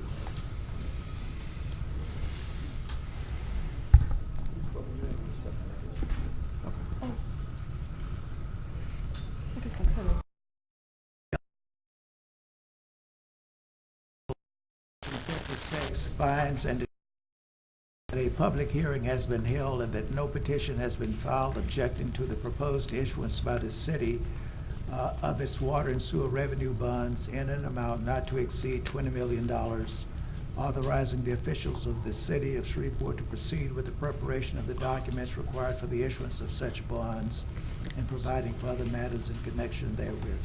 So moved. Yeah, second. It's been moved by the chair, second by Councilman Bradford. If there's no discussion, please vote. Chair, there's one resolution for introduction, it's 57.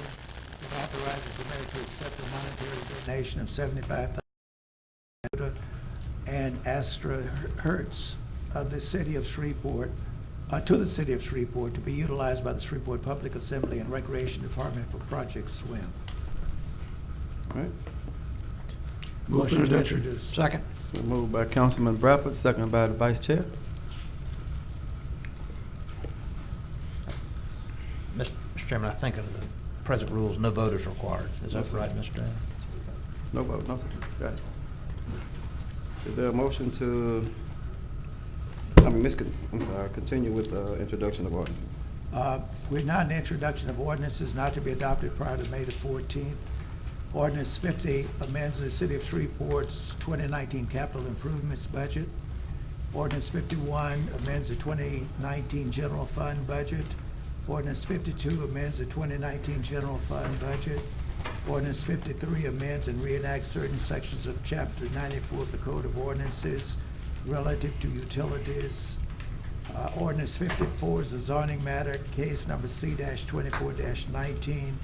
It rezones property located on the southwest corner of East 70th Street and East Bert Coons Industrial Loop from R17 Single Family Residential District to C3 General Commercial District. Ordinance number 55 is a zoning case number C-25-19. It rezones property located on 1925 Crosslake Boulevard from C1 Neighborhood Commercial District to R17 Single Family Residential District. Ordinance 56 is a zoning matter case number C-27-19. It rezones property located on the west side of Linwood Avenue between Bollinger Street and Wilkinson Street from I-2 Heavy Industrial District to C3 General Commercial District to C4 Heavy Commercial District.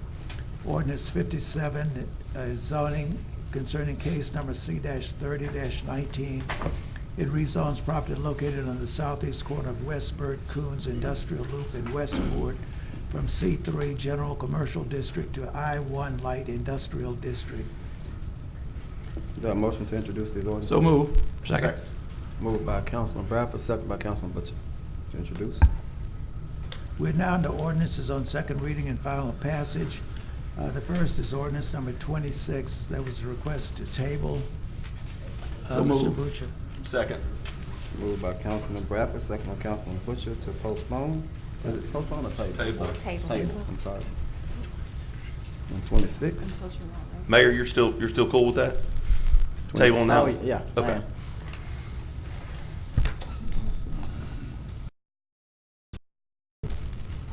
Motion carries with 7. Mr. Chairman, we're now into ordinance number 27 and replace Article 7 purchases and Chapter 26 finance of the Code of Ordinances. There are 3 amendments. Amendment number 1, the change is in Exhibit B, it removes subsection A titled Bond Counsel of Section 26-273 Professional Services. So this removes from the original ordinance the section concerning bond counsel. How do we proceed, Mr. Thompson, you suggest? I think this first amendment is one that will determine whether you go forward with the rest of it. If I may, Mr. Chairman. Councilman Nicholson.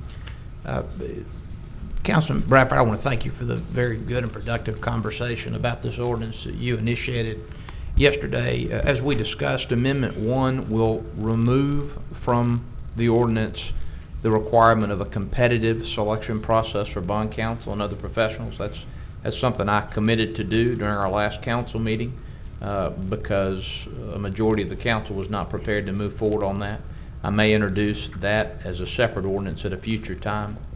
Ordinance 2, which we also discussed yesterday, would impose a $100,000 threshold beyond which the mayor would have to obtain the council's approval to sign contracts or otherwise make expenditures. The administration has expressed concern that a $100,000 threshold would be cumbersome, that it would require too much work to come to the council for expenditures of that amount. Councilman Fleury has proposed, by means of Amendment 3, a $500,000 threshold. A $500,000 threshold, I believe, would largely resolve the administration's concerns about the administrative burden of presenting contracts to the council, so that only contracts and expenditures over $500,000 would come before the council for final approval.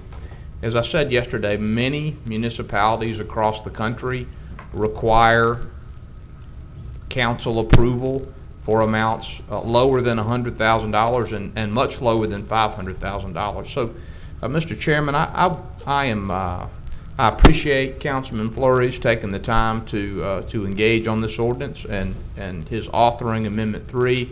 I think Amendment 3 ought to be adopted, and that a threshold of $500,000 is a good place for us to start. We may decide as a council at a future date to change or reduce that threshold, or we may not. But at least with the imposition of a $500,000 threshold, the largest expenditures and the largest contracts that the city enters will be subject to council approval and the public scrutiny that comes along with it.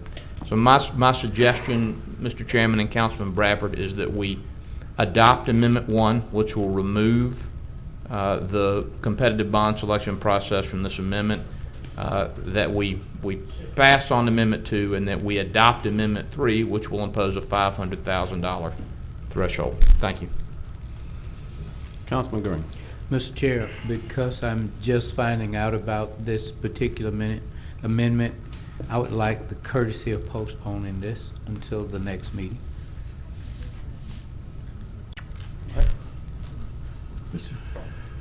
Councilman Bradford. Okay, and I have no problem with offering the courtesy, but let me just say, yesterday we had a very, I thought, healthy discussion. It pretty much detailed my position. I looked at Amendment 3, and I wanted to, I'm gonna make a statement. I looked at Amendment 3. I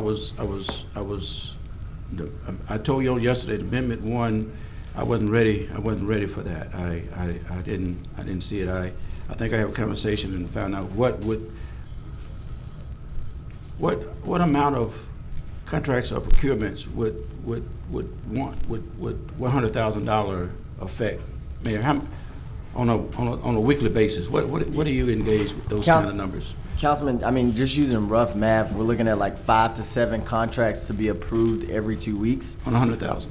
On 100,000. Oh no, on 100,000, you're looking at high 20s on the amount of contracts you would have to approve every 2 weeks.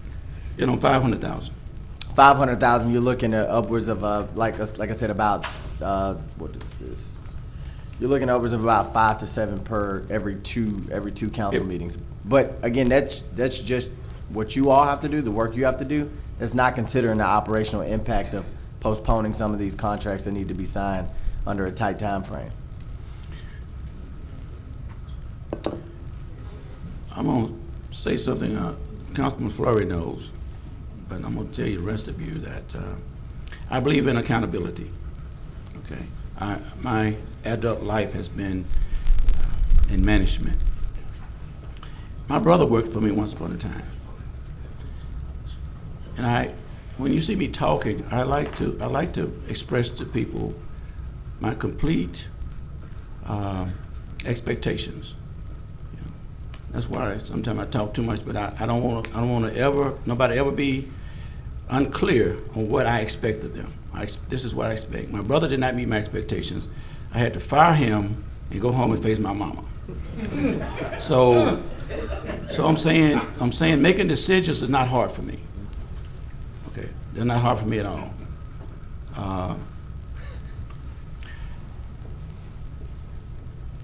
I always have to be able to defend my votes. I like working with this council. I think if this council would have been in place 20 years ago, we'll be that far advanced as far as the city. Because like on other councils, and I wasn't on those councils, but I was a frequent attendee of city council meetings. There were some times that there was no communication. Councilman Green came on the council in 1994, and he served 2 terms. And he would tell you consistently on votes that was in the best interest, not in the best interest of any sector, but in the best interest of the city, those votes went down racial lines. And I thought that was so unfair. I saw it time and time again, where there was times where compromise or negotiations was off the table. These are our values, these are our realities, and we voted the way we thought we ought to vote to maintain a certain degree of standards or status. That's not me. I'm open for negotiation. I'm open for compromise. And I'm open for accountability. I said on yesterday that I was not ready to look at Amendment 2 to take away from the mayor's authority the ability to move expeditiously on certain contracts and procurements. Amendment 3 is a little bit more appealing to me. A little bit more, $500,000 and to ensure a degree of accountability to give us and our constituents some comfort there. I don't want to dismiss, please don't dismiss the reality, whether it's perception or not, that some of our residents don't think that we are being prudent and responsive.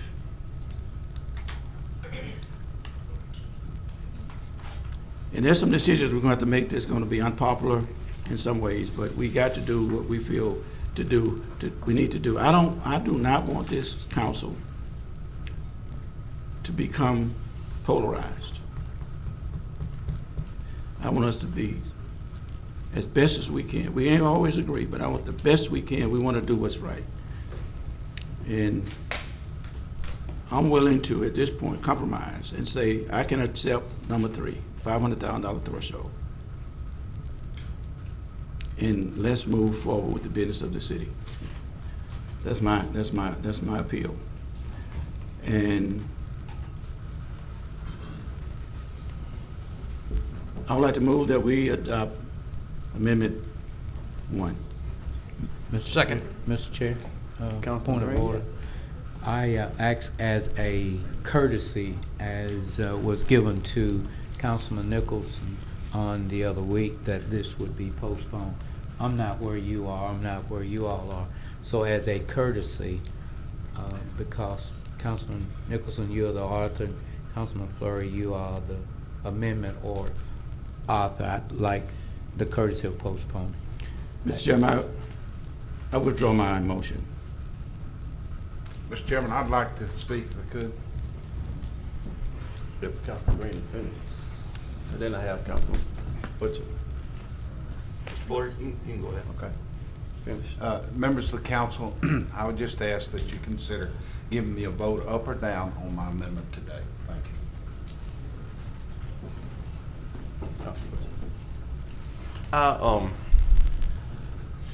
For 11 years, I served as an administrator of a public entity, and I answered to a board of 5 or 6, and it is cumbersome to ask for permission on every expenditure that you have. But I kind of found it, even when I didn't have to get approval for things, I discussed it with them because I didn't want to ever have any surprises. And our budget was $2.5 million, which is nowhere close to what the city of Shreveport's budget is. I always felt like that being a good steward of taxpayer money is what we were elected to do and why we were here. Me even entertaining this ordinance has absolutely nothing to do with who the mayor is. And I mean that 100%. I would support this ordinance. I was a little hesitant about the 100,000, to be honest with you, just due to the fact, kind of like what Councilman Bradford said here. It is a little cumbersome, and if we're having to go over every paper clip that's bought, that's ridiculous. We're talking about large contracts here, and you know, I just feel like that this body has been tasked for change, and I say that all the time, and I hate to keep saying that, but it's true. And we work very well together. I think that all of us on this council can communicate with each other very openly and very candidly, and I don't ever want to see that stop. I don't want to see us get polarized over something. But I do think that the citizens of Shreveport, and the feedback I've gotten in the last couple of weeks, is they do want some more oversight. And like I said, I'll be honest with you, I probably would have been in favor of this regardless of who the mayor is and regardless of the missteps and that I feel like have happened over the last couple of months. This has absolutely nothing to do with the mayor. This is about progress and change. You look at medium-sized cities, our size, Baton Rouge, for example, Houston, they all have procurement processes like this in place. As far as Councilman Green, I respect him 100%, but I think that I'm ready to move on with this. I don't want 2 more weeks of this discussion. I will be supporting amendment number 3, Mr. Fleury's amendment. I think it's a good amendment. I think it's something this council worked, or at least a few council members worked out some differences that they had, and anything that we do, I feel like is in the best interest of the people that elected me to be here and the people that want us to be good stewards of your taxpayer money. Thank you. Thank you, Mr. Chairman. Councilman, is that new, Councilman Nichols? Yes. Okay. Mr. Chairman, I want to echo Councilman Butcher's remarks concerning the motivation for this ordinance.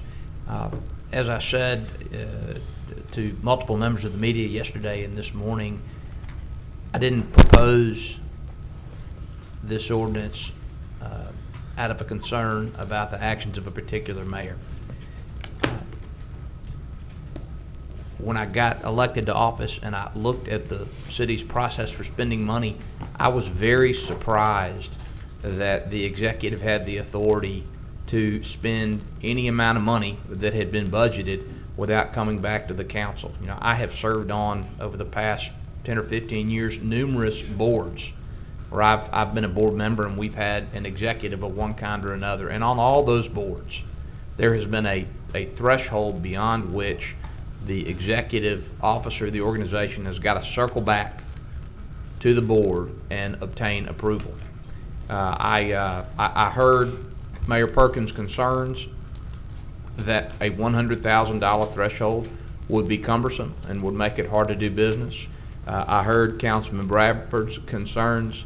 The $500,000 threshold that Councilman Fleury has proposed is a very reasonable and very modest change to the way the city does business, and it is not going to impede anybody's ability to get done what the city needs to get done. But it is going to make sure that before big checks go out the door, or before contracts that obligate the city to send big checks go out the door, that the public has an opportunity to hear those items discussed and debated in this chamber. And that's really what we are all about, or what we ought to be about. Councilman Butcher said a few minutes ago that this is the people's house, and in the city of Shreveport, that's right. We're here to do the people's business, and for very large expenditures, I think the people ought to have the benefit of public discussion. Thank you. All right, Mayor Perkins.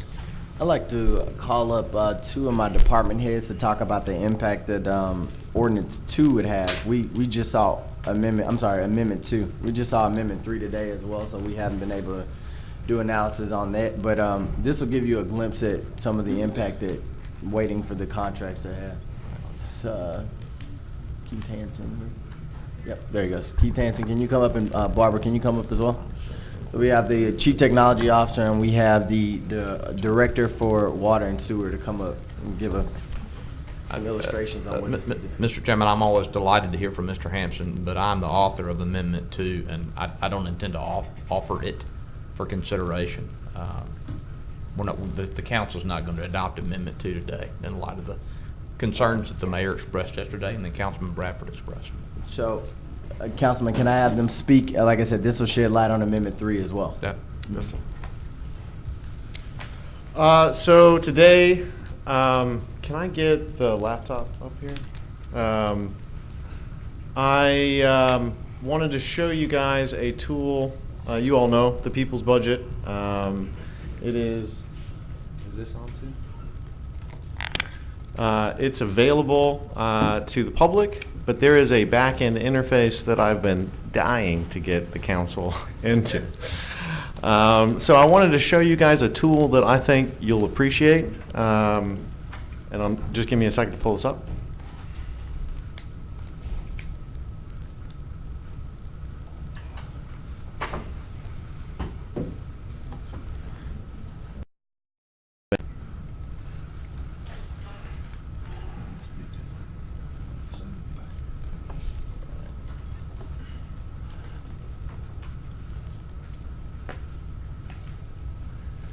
Okay, so I heard the cry for transparency, and that's exactly what I am about as well. I am trying to open up our data and share as much transparency as possible, particularly with council. This shows you all contracts, all purchase requests, and all checks going through our city right now, their status, etc. So if you are looking for transparency and oversight, you can take a look at this tool, and I have logins for each of you. This back-end interface you can go to and dive into the data, craft your own questions with, etc. This data is coming out of our logo system. Probably some of the old guard here knows about logos. But that is where every single contract and expenditure is logged and available for you to look at. If you didn't know this, that is where we are all waiting on our contracts inside of our departments to be approved and go through the generally 9 steps of approval. This tool as well, I wanted to just explain the value of a business intelligence tool like this. So I put this together myself using open source free tools. To get a commercial equivalent to this, I pulled up the bid for Austin that Socrata, a wildly popular and arguably the solution for open data tools, that was a $60,000 expenditure. So you have a tool at your disposal that is worth everywhere else $60,000 and cost us nothing. That I would be thrilled to train anyone on. I have trained council staff, given a first, gotten them through the first paces here. But if there are questions or particular pieces of data that you want to see that you don't, it's a few queries away for me to get that in front of you, and I can even show you how to do that yourself without asking anyone.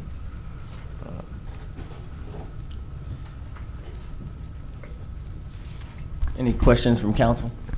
All right, Barbara, can you come up? Oh, you got, go ahead. Mayor, please.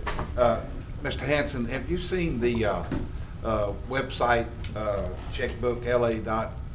And it gives a lot, it has the, it's got a lot of different things on there, hasn't it? Yeah. So this looks, now, help me out now. Sure. You're saying that what you showed me is available now to the council? Correct, yes. Okay. and you're willing to train council members to get to that, so that we Excited can show. to. Is this what you call, y'all sometimes refer to as a live budget? Is that what I've heard you say? Something like that? Well, yeah, it is. So it's like real-time information for you. It's the but we haven't people's budget. No, That's this right, is it is. Yeah. So it's the people's budget, but this is another component specifically geared for you all to give you real-time information. The people's budget is a retrospective look at the budget from last year that you can look at and how it's allocated, or the one that we're going through now, fiscal year Correct. 19. As well, so the state uses their own platform that they're migrating all the agencies to into their data warehouse. Baton Rouge has their version of Open Checkbook for Baton Rouge. City of Baton Rouge now? Correct. And that is built off of Socrata, which is what I kind of spearheaded some of my research into looking into how popular it was, where is it used. I've spoken with a local data scientist who was all about that platform, knows it inside and out. It really helps people download the data easily and analyze it with a few button clicks out in public. That tool is typically $60,000 for year one and $30,000 for every year after that. This is free to us. So I would love to utilize it. Yeah, well, we want the public to know about it too, because this is great information. Sure. The public can see the public side of this data. So this interface that I had up on the screen is the back-end interface for you guys to go as deep as you want to go. The front side of this is budget.shreveportla.gov. Mr. Fleury, can I say something real quick? You sure can. Mayor and Mr. Hanson, I think that it might be a good idea for Mr. Hanson to give us about 5 or 6 dates for a lunch meeting for the council to be able to come in. Unfortunately, we all have other jobs. If you'd give us 4 or 5 dates of availability, I'd be more than happy to pick a date and come in. Sure. Spend an hour with you to learn how to do this. I think it would be great if some of us were in it together. We can be interactive because some are much more computer savvy than others. So I would like to see the administration and the CTO offer the council over the next 2 weeks or 3 weeks, 4 or 5 dates where we could come in and sit and really dig into this thing. Because I think if you leave it to us to call you with our schedule and returning emails and phone Sure. calls and having people yell about insurance and potholes and trash and everything else, I don't think it's ever going to happen. But if you give us some dates, I'd be more than happy to come in and have lunch with you, and I'll even buy the lunch. So No problem. on me, not on city. One thing that I wanted to point out real quick, the dashboard that's available that I showed just a few minutes ago with the contracts, purchase orders, and checks, that's really more or less the central how it's all operating, right? This is where the numbers are going. That is a simple dashboard. You just have to scroll. So it is reverse chronological. So if you are keeping up with it each day, you will see what contracts are being in the approval process before they're approved, and it gives you an opportunity to intervene or ask questions or discuss it with the I think that that's the best way to set up a training session for us to come in and learn how to use this, give several dates. I mean, and I think that's just the way to do it, because if you depend on us to Sure. find the time, it might be a little difficult. So thank you. I appreciate it. It looks good. That's all I had. Thank you. All right. Okay.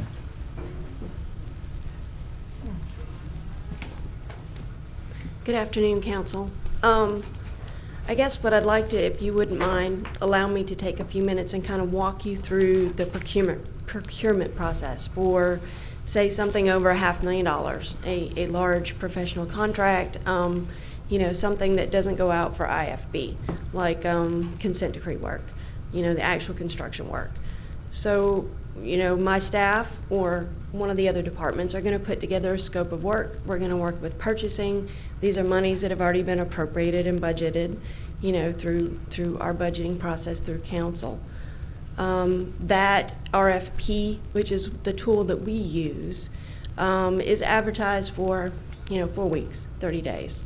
Once those submittals come in, Those submittals include a scoring sheet, and a part of that scoring sheet is a cost proposal. The cost proposal is then ranked by the purchasing department. They look at all the numbers, they give a score depending on what that was weighted, and they provide that for each of the responders.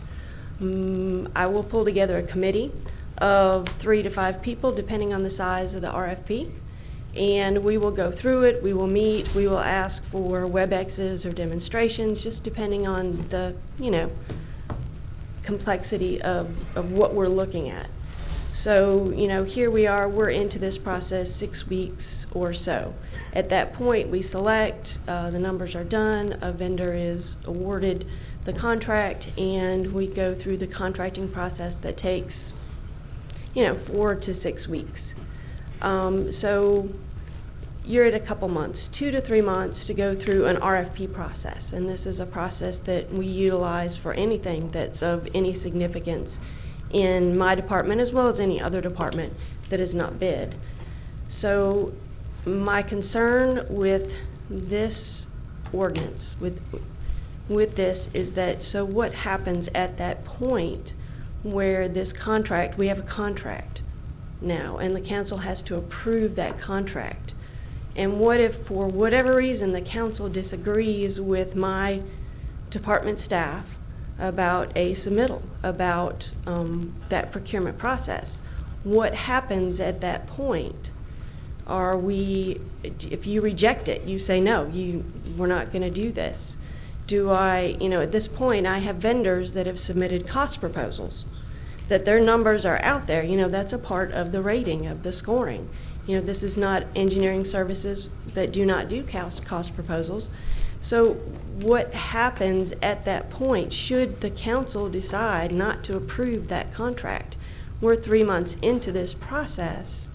The vendors have their information out there in the public domain, and then it's debated by this group about whether they merit being awarded this contract. And so at that point, would you select someone else? Would you score? Would you just reject it and then I start all over again with another 3-month process with the same scope of work that's going to go back out and with a lot of information, known to all the competing vendors? And so I have some concerns with that process. And it's not very clear. It just does. You have oversight. You have the authority to look at, review, and reject. So I guess my concern is, where do we go from there? What happens, and at what point are you reviewing and intervening into that process, and debating someone's credentials in this forum? What happens with those businesses, whether they're local, out of state? We have a variety of different things. Some are very specialized, some are very sole source. If people know that their business is going to be debated at this forum for these large contracts, we may see less people submit on our proposals. It's somewhat concerning to me. I've had, situations in the past where I've asked for council input on RFPs, and there's been difficulties in getting comments back, or because everybody's busy, and truthfully the responsibility lies on my department or my staff as the subject matter experts to review these, rate these, and provide, our form of a recommendation is to go forward with that with that contract.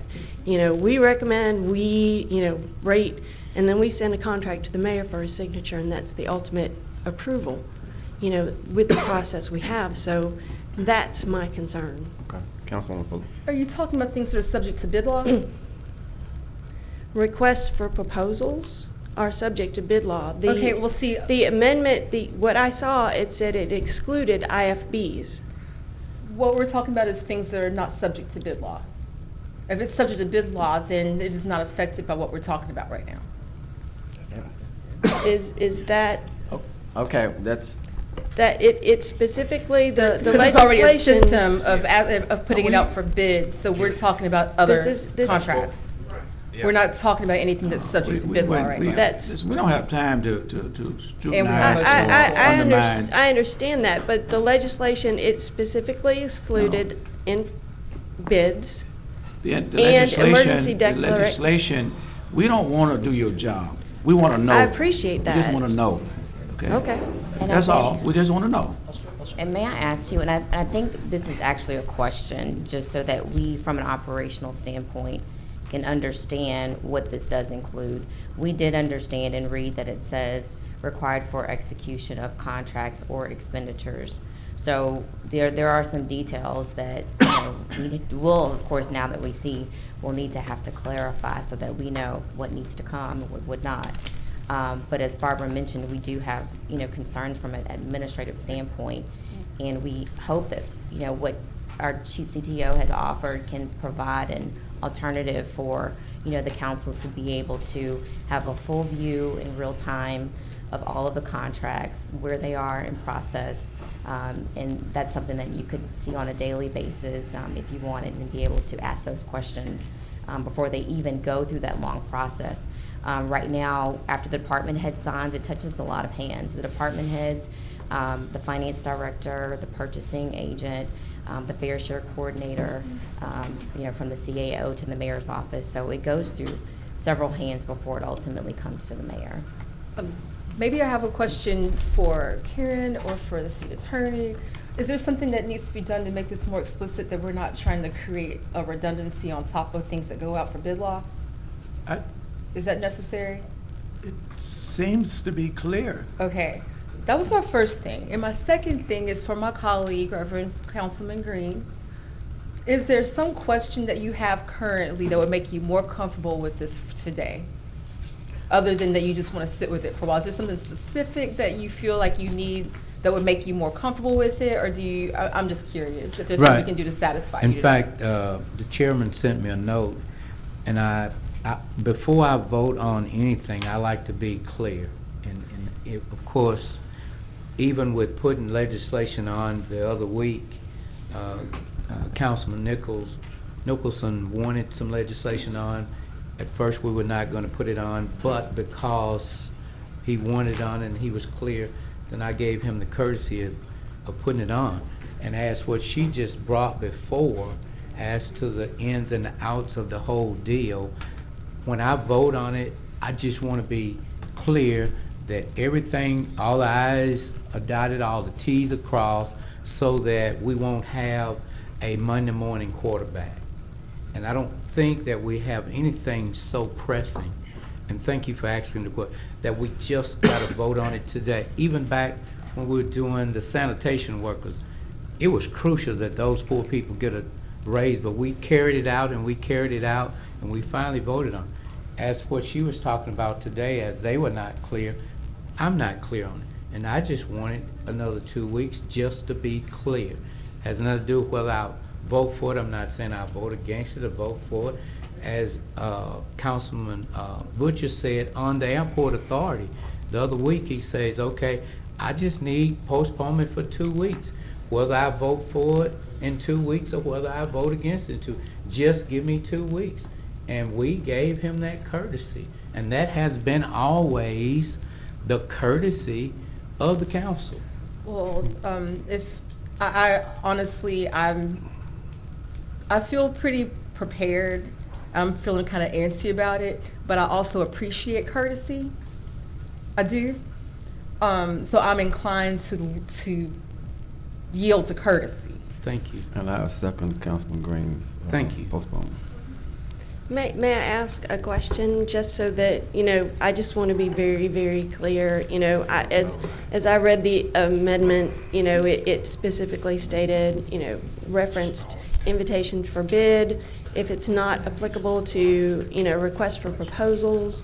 The other thing that we do a lot of, not specifically in my department, but in engineering, is requests for qualifications. And that's a different process. That's the A&E committee process. Are those contracts then subject to this as well or not? Or, I'm just trying to get an idea of what's included and what's not included. Thank you. Mr. Chair. Councilman Green. Thank you. And Councilman Fleury, I'm not lobbying to kill nothing. Let me explain this to you. When you came to my church and spoke, you were a different councilman then. I object to You can't Mr. Chairman, I object. I have the floor. When you was at my church is predominantly black. You gave me support that you was gonna follow this man and this man was this, but when you come on this side of the town, there's a different you. Thank you, Mr. Chairman. Councilman Butch.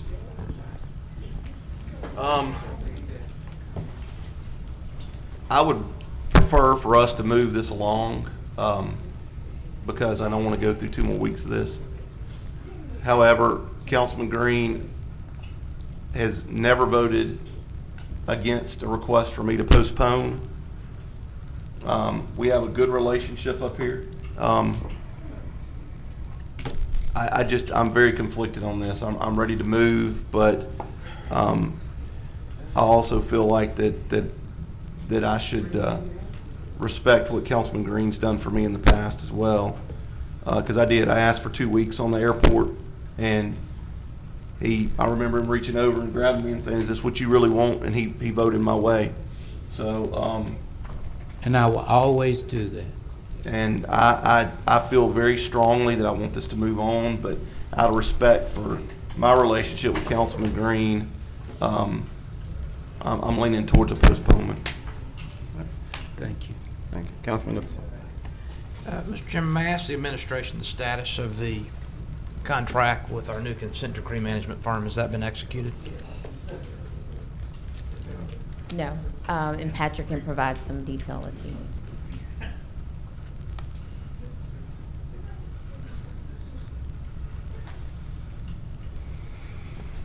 It has not been executed. We met with the 2 firms in the joint venture for 2.5 days last week to discuss the scope of the contract, and they're coming back in town this week to continue those discussions and to get a better understanding of the scope to prepare the contract.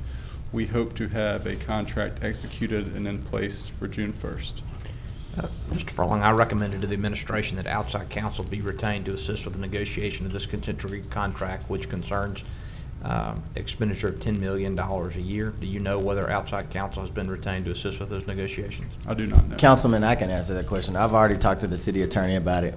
Even in last time, and the city engineer can vouch for this, even last time, we always get outside counsel to negotiate these large contracts. Mayor, in this, Mr. Chairman, I'm sorry. I yield. I'm sorry. Before this is done, will you consult with the council? Will you please keep an open line of communications with us?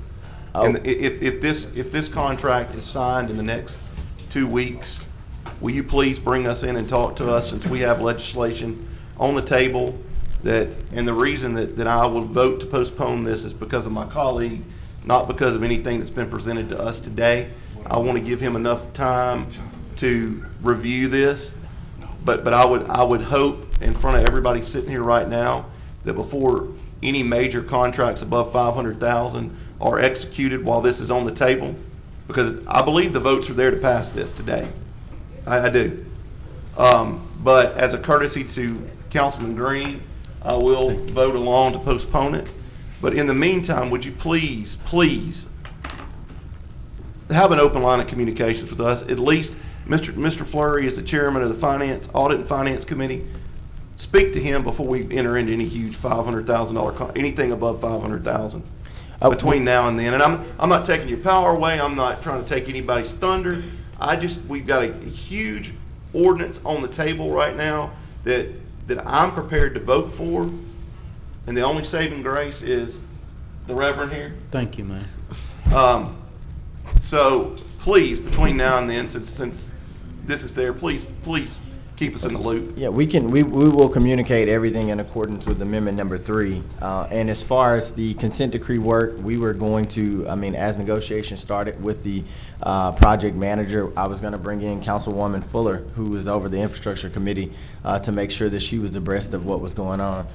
And I just want to say, in the spirit of harmony, that this isn't about me and Because you always say, hey, this isn't, I don't care who would be the mayor, this isn't about me personally, and I'm not taking it that way either, and this isn't about the council. Business. Yes, it is, and I say that to say, it is a responsibility that I retain the integrity of this office, or every single interpretation of that word, while I'm here, no matter who would be the council and who I hand this office to. Like, I will not be the mayor forever. When I'm putting up any opposition to your points of views, I don't want you to think that it's personal whatsoever. As a matter of fact, in building relationships with you all, I was on the phone with Councilman Fleury yesterday, and when he told me about the amendment, when we talked about it, he told me about he actually gave us a great idea about the state checkbook, and I talked to my CTO about it. That gave us inspiration on the transparency. Councilman Bradford, you talked about accountability. My administration is doing everything we possibly can to pull out tools to make sure that we're held accountable. I talked about transparency. There is no mayoral administration in the history of Shreveport that has allowed its citizens to access information from the fiscal year budget as quickly and make it as accessible as my administration has, and also the tools that we're equipping council members with. And that we're willing to work with you with, so you can have real-time information, not even a retrospective look at what's been allocated. Real-time information of every contract that's signed, you name it. So the only, when it comes to accountability, oversight and jumping and looking over us and jumping into every portion of the operation, I'm just very mindful of that. And that's not the only tool in the toolkit. Transparency and other technology, there's a lot of other tools that we're willing to work with you on. But again, we have to make sure that we're maintaining the integrity of this office, and that also keeps us being effective in delivering on the promises that we gave to the people of Shreveport. That's all I have. There is no way that technology will ever replace the personal relationship between the council and the mayor. I respect what Mr. Hanson's done, and it's a great tool, but I want and I task this administration over the next 2 weeks to have an open line of communications with this council, especially in anything related to a $500,000 purchase. Councilman Boucher, I wasn't saying it replaced it. I was just saying it's something in addition to. I want to be on the record as that. Yeah, and I was saying it was something in addition to. That's the reason why I talked about, talking to Councilman Fleury last night. And I mean, I owe him and Willie lunch or something, I think I got. Yeah. So no, I wasn't saying it's a replacement.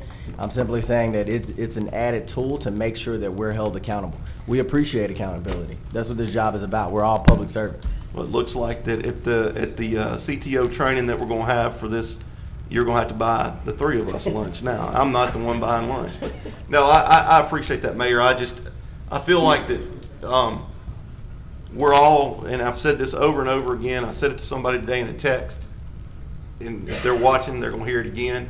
We're all going the same place. I just feel like that, when we first started this, I was going to Dallas, you were going to Dallas, I went Highway 80, you went I-20. You've gone, I feel like, all the way to Houston, and we've gone all the way to Tulsa. And I want us to get on I-20 and travel together. And we can do it. I mean, that's what we were elected to do. And I stand by this 100%, and I'm not speaking for Councilman Nicholson, but I know in his heart, it didn't matter if Winnie the Pooh is the mayor. This man right here watches everything, and he is going to have this legislation on there, regardless of who the mayor is. And I'm the same way. So this is not a slide to your administration or anything that's gone on. This is just what I think we all want is better government and a better Shreveport. So, Mayor, I appreciate your openness, and please keep the line of communications going with us. If we do postpone this. Chairman. Council. She about to bust out her seat, so y'all I please just let want to Councilwoman call. Fuller speak. This is number 27. We got to get to like 40-something. I'm getting hungry. I don't want to go to Tulsa. I don't want to go to Houston. I want to go to dinner. I'm calling for the vote to postpone. That's right. Second. Who made the motion? Postpone, it was, well, actually, Councilman Green had the motion and I seconded So I'm just calling to for the vote. postpone, so she called for the vote. I still had Councilman Bradford on to speak. I'm sorry, Councilman Bradford. He's gonna speak tomorrow. I'm sorry. I'll speak tomorrow. Matter of fact, I need to be speaking over at Lakeside. You were supposed to be gone 45 minutes ago.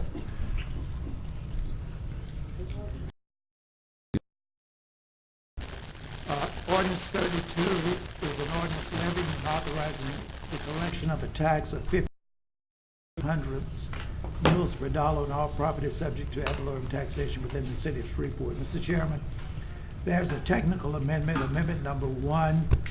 There's a disagreement between the text, the words, and the numbers. This should read 15 and 31 hundredths. And so this amendment changes that to the proper text because the figures are already there. Move for amendment 1, adoption. So moved by Councilman Bradford, second by the chair. If there's no discussion, please vote. Move as adopted. Councilwoman, move as adopted. Please vote.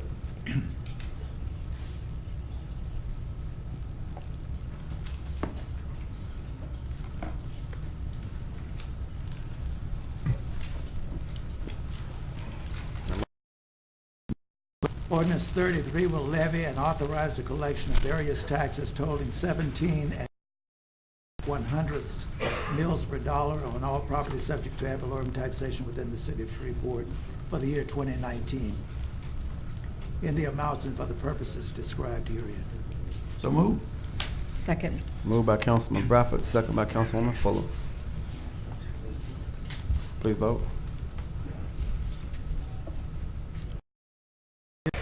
Ordinance 34 will levy and authorize the collection of a tax of 8 and 60 mills per dollar on all property subject to ad valorem taxation within the bounds of the downtown development district of the city of Shreveport as defined by RS 33:2740.38 for the year 2019. So moved. Second. Moved by Councilwoman Fuller, second by Councilman Bradford. If there's no discussion, please vote. Number 35.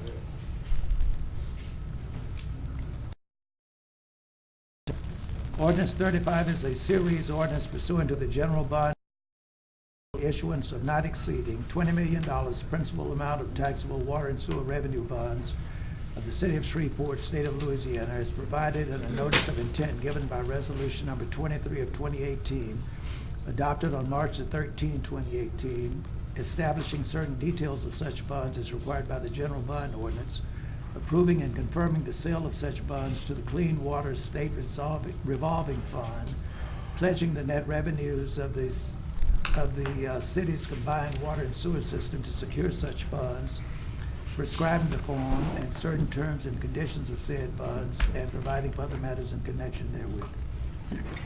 So move. Second. Moved by Councilman Bradford, second by Councilwoman Fuller. Please vote.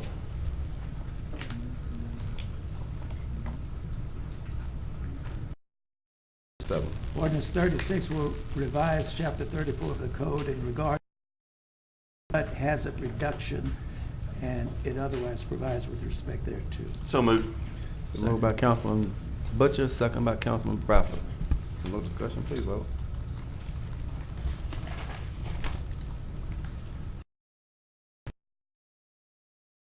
The city of Shreveport's capital improvements budget. Second. Moved by Councilman Green, second by Councilwoman Fuller. Please That's vote. Linwood Avenue. Linwood Avenue. Linwood.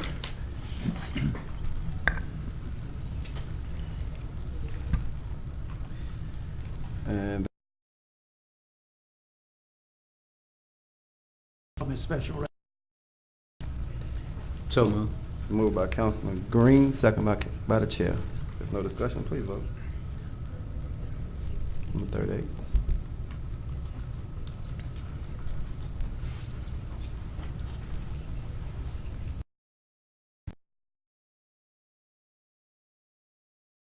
Amends the fund budget.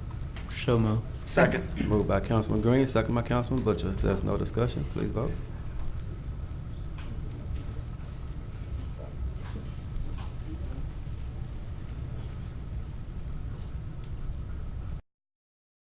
Ordinance 40 also amends the 2019 general fund budget. So moved. Been moved by Councilman Green, second by the chair. If there's no discussion, please vote.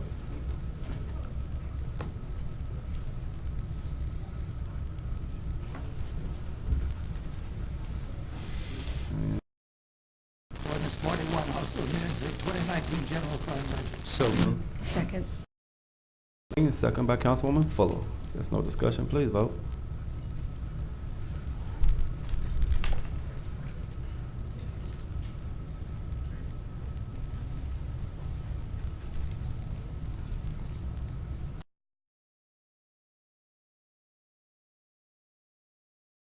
Budget. Been moved by Councilman Green, second by Councilman Butcher. If there's no discussion, please vote.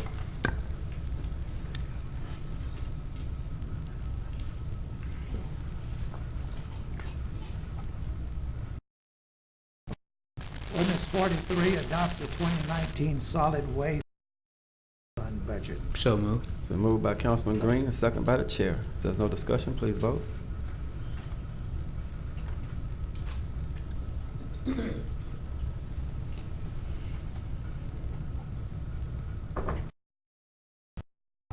that motion carries with 7. Ordinance 44 would amend the, this concerns the school crossing guards. That was- Chairman, I move. Postpone. Second. Oh, y'all jump at the same time. Thought the bill go get it. I know, we got it. Been moved by Councilman Bradford, and second by Councilman Butcher. To postpone number 44. If there's no discussion, please vote. Do my job. Councilman Bradford and Councilman Butcher.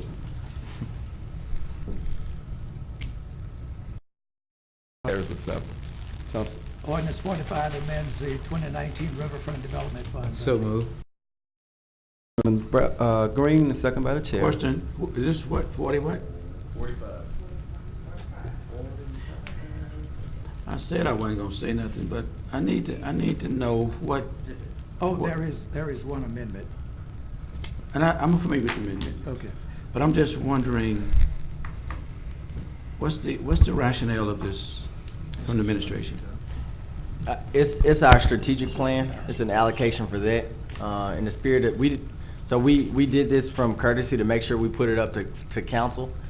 We looked at the previous administration, they spent about $60,000 on theirs. We looked at the administration before that, they spent about $500,000 on strategic planning. So in the spirit of transparency and fiscal responsibility, we're using only $40,000, and then we're doing other private fundraising to cover the whole bill to create our strategic plan for my administration.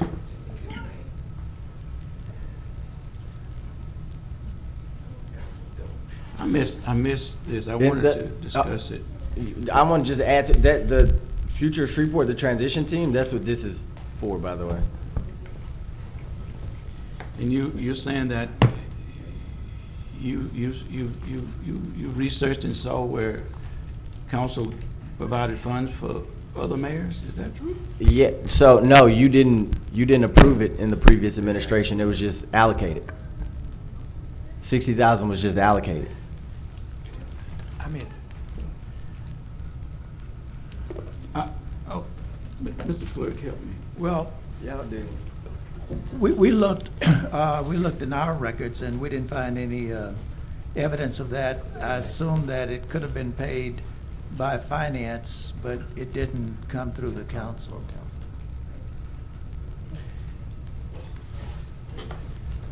Okay, specifically, give me a description of what the strategic plan initiative is again. So the future Shreveport, the transition teams, is bringing community members in to plan with subcommittees from everything from entertainment to infrastructure to public safety.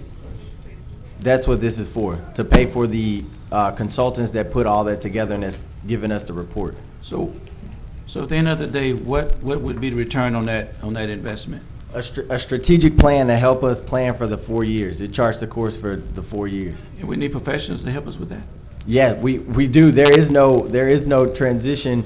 There is no transition guidelines whenever a mayor takes office, and there is no mechanism to actually get citizen feedback as well. So we've not only like planning for the future, but we've also set up a kind of a structure for incoming mayors to follow so that they can get citizen input if they like it in their strategic planning. So, y'all got to put in a request to speak form if you go keep talking out loud in the meeting. That comes through the transmission, and I'm not being ugly, but I'm gonna have to either ask you to come sit to the back or whatever, but that comes through the transmission. So I'm gonna ask you, please, that one and that one. Yes, ma'am. so, Mayor, I'm sorry, I'm, and I wish we'd have discussed this earlier than we could have if I would have paid attention, but, so without this initiative and your strategic plan, you're saying that the city somehow would be impeded or be, suffer from some lack of progression in this? No, not the city, my administration. Again, we had to, yeah, we hired professionals so that we just didn't create the strategic plan for the city internal to this, to my administration. We did it through citizen input and then hiring those professionals. That's where this expense is coming from. And like I said, this is not the full expense. We're doing private fundraising as well to cover the full expense. This is like, you know, a fraction of it. Okay, so the option you feel would be that you could raise some. Yeah, we're already doing that part. Yeah, we're already doing that part. All right, I'm good. Thank you, Mr. Chairman. So, is it on the floor? The motion? There's no motion. Well, Only amendment. there is an amendment. It's a technical amendment. It mentions, the actual amendment mentions the general fund. It's coming from the Riverfront Fund, but inside the amendment it says the general fund. The amendment is to change it to the Riverfront Fund. So move on the amendment. Second. So moved by Councilman Green, second by Councilwoman Fuller on the amendment. Please vote. We voting on the amendment or On the we voting amendment, on the amendment only. Okay, okay. From the,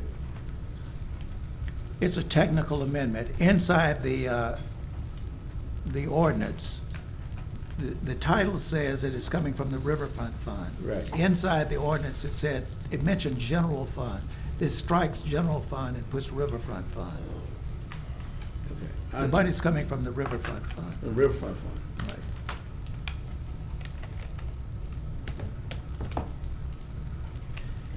I just have some reservations about this, I'm sorry. So moved on the ordinance as amended, Mr. Chair. Just waiting on the Oh. vote. Carries with 6 on the amendment.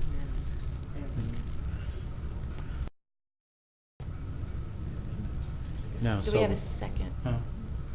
So moved on the ordinance as amended. All right. It's been moved by Councilman Green, second by the chair. Please vote.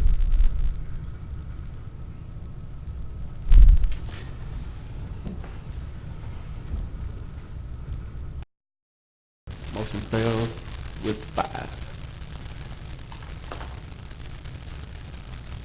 Ordinance number is an annexation ordinance, tag number 18-04, to enlarge the limits and bounds of the city of Shreveport by annexing the Gulf Ridge Commercial Subdivision Development in Section 8, Township 16 North, Range 13, West Caddo Parish. So moved. Second. Moved by Councilman Butcher, second by Councilman Green. There's no discussion, please vote.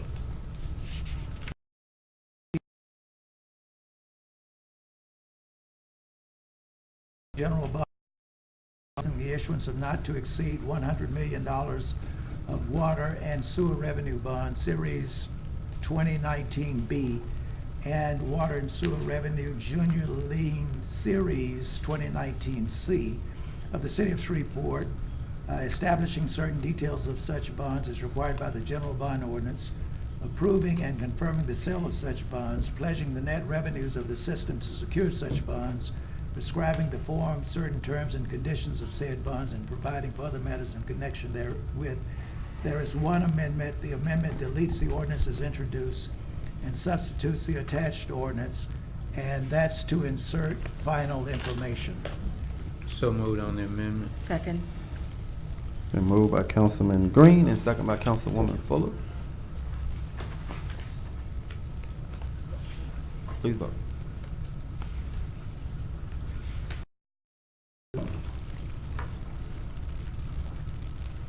That was on the amendment? So moved on the ordinance as amended. By Councilman Green and second by Councilwoman Fuller. As amended. 48. 47, I'm sorry. Please vote. Motion. Ordinance 48 authorizes the city to close and restrict vehicular access to Lake Street from Commerce Center. So moved. Second. To close, correct? It's been, all right. I still have my. So if we don't want to close, we vote no. If you do not want to close it, vote no. If you agree with closing it, vote yes. So let me ask you a question, Mr. Chairman. If this fails, what would be the time frame of opening this street? Is there any type of schedule that would be worked out? That would be worked out. That'd be worked out, okay.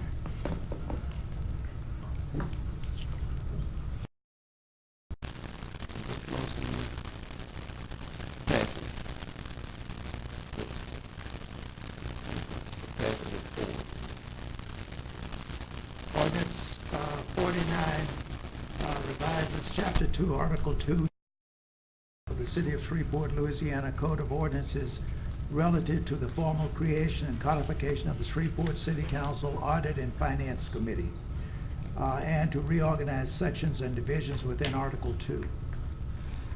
So moved. Second. It's been moved by Councilman Nicholson, second by Councilman Fleury.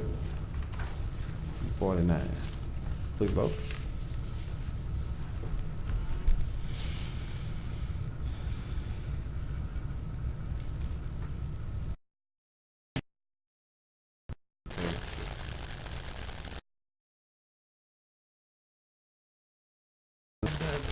There is nothing on the table. All right. There are no appeals. No appeals.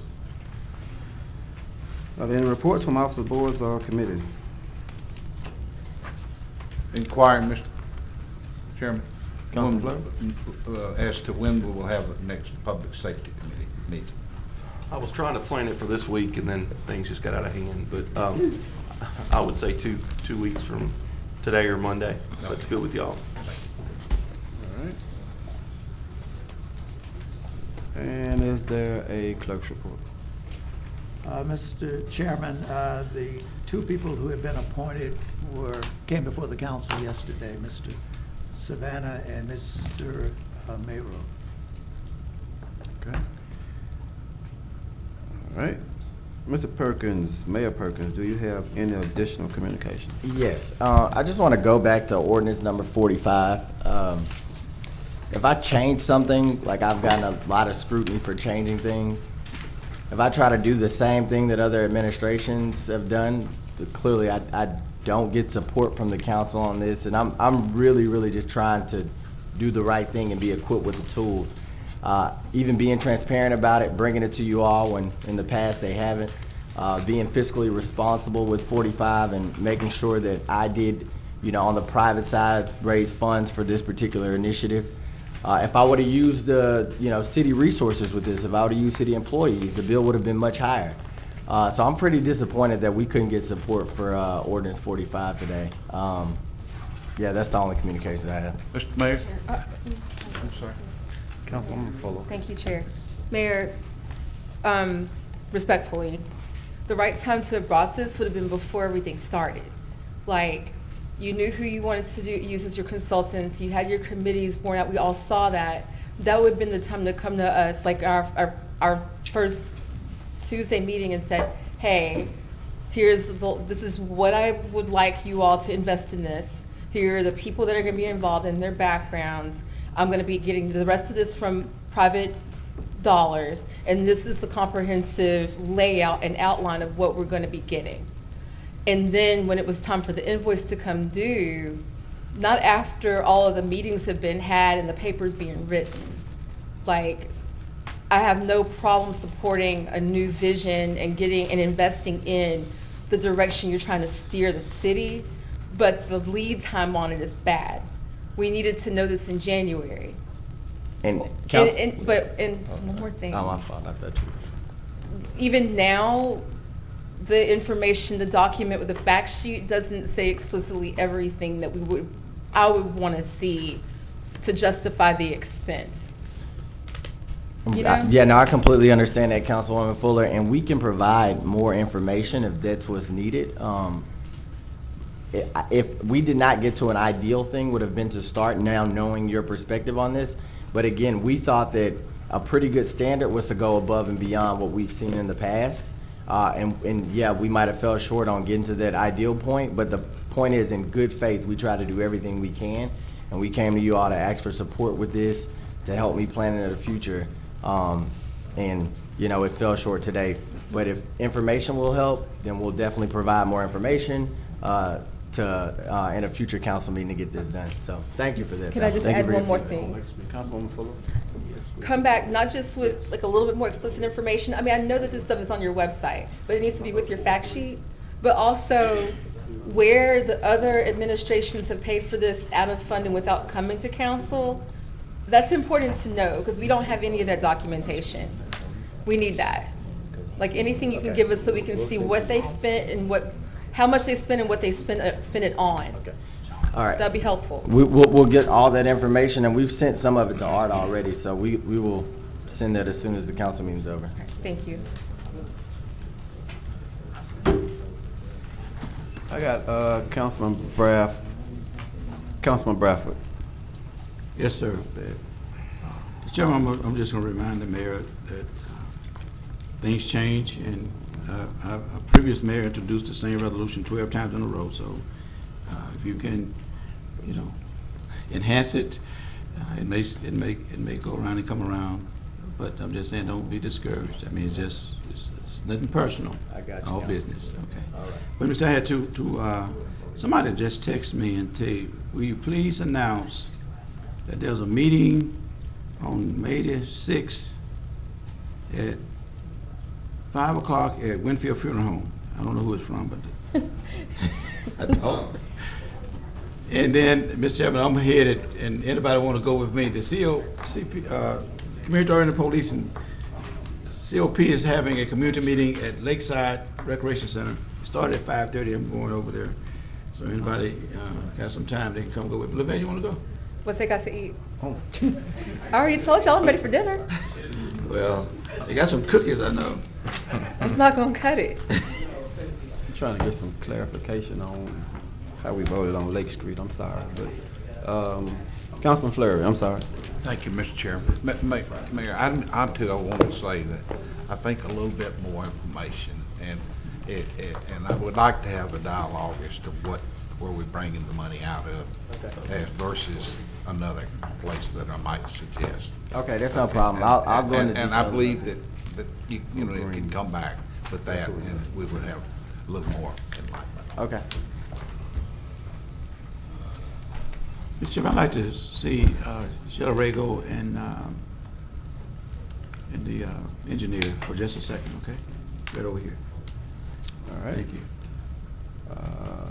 Councilman Nicholson, Councilman Butcher, that's it? I have nothing further, Mr. Chair. And I have Councilman Green. Yes, sir. There's an EVA meeting going on at my church it starts at 6:30. The actual meeting is at 7. The owner of products, that's a company called Evolve, and those of you that's interested in the hemp products, he will also be discussing that, and they have basically have a top-of-the-line hemp product. So Union Mission is located at 6029 Buncombe Road, zip code 71129. Y'all also invited to church as well. Thank you, Mr. Chairman.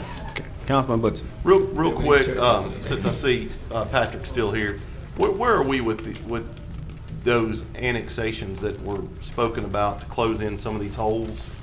Are we still moving on those? I hadn't heard anything from y'all. I know that the Southern Loop and Wallace Lake Road was one of my big deals where we could kind of start moving forward. I think there was a traffic study that was done down there, according to Gary. Yeah, there's a a long list of potential areas to annex, and property management's looking at that list, and it's kind of cumbersome to do it all at once, so they're proposing to do it one at a time. Okay. The first thing we're looking at is closing some holes out by the airport, but I'll get the administration on that list and see how they want to proceed. The priority for me would be Southern Loop and Wallace Lake Road, Mayor. If we could kind of move on that. I've got a lot of constituents out there that are wanting us to do something as far as either a roundabout or a light, but right now that section of Southern Loop is in the parish. So pretty much from Fire Station 22 all the way down to, I like hearing myself, it's cool. From Fire Station 22 all the way to I-49, the road is out. And I would like for us to be able to have control of that intersection now that we have that new subdivision going in down on Wallace Lake Road, the Grove. So if we could kind of move on that, it's just a roadway, so I shouldn't think that would be too. The city has control of Southern Loop. It is a city road. It's a city right of way. We maintain the road and we have control of Southern Loop. Do we? But we can't put the red light there. That's why the parish has to be involved, right? We would coordinate with the parish if that's the action we took. And according to Commissioner Atkins, there's money that's been allocated. I think from the parish? From the parish for like $200,000. Okay. Which could, and Gary Norman and I have talked about this a little bit, that could lead to us going ahead and doing a traffic light there. I personally, when I was the fire chief out there, worked 2 fatality accidents there.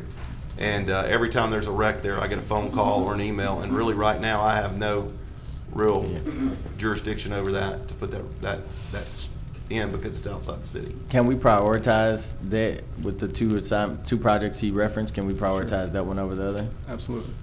So yeah, we'll knock it out. Thank you, Mayor. Appreciate it. I have a question for the mayor. Okay, I got Councilman Fleury and then Councilman Green. Mr. Thompson, what would the action of the council would it take to go to get a vote up or down on verbatim, going back to verbatim minutes? All you need to do is change the rules. Okay. Okay, thank you. Let me piggyback on that. Can you give us an estimate of the cost of going back to that procedure? We're pulling that information together. Okay. Because my position is simply that there was a time when we did not have live streaming, and we did not have other means of communicating to our public. Channel 6, I mean, the Cablevision 6 is airing our meetings, and they're stored. They're stored on YouTube or on the city's website. They can always go and look at the minutes of the meeting. I mean, look at the conversation. Well, my preference was going back to when we have a special meeting, and we had no cameras or nothing. Well, that was because the parish commission was in here. We couldn't. I understand, but we didn't have it in verbatim. But under the rules as they are, any request that we do anything verbatim will be done. Say that again, Art.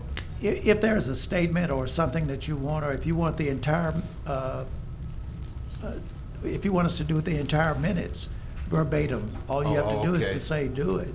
I see. Or if there's any particular statement or comment that you want to go in the record, it allows that to occur. Allowed to do that? Okay, Yes. well, I think that would solve my question there. Thank you. All right, Councilman Green.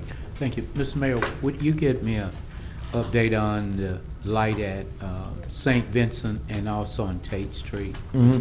Yeah, we've been working on that. The only thing is right now, since the funding wasn't allocated for it, it'll be, expensive. I forget the exact amount of dollars. Since the funding wasn't allocated, we're just shifting the funding around in our public works budget to take care of it. Thank you, sir. Okay. Thank you, Mr. Chair. All right, thank you. I think that's it. Mayor Perkins?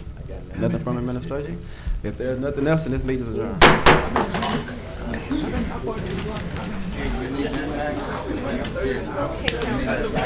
I have one? Yes, sir.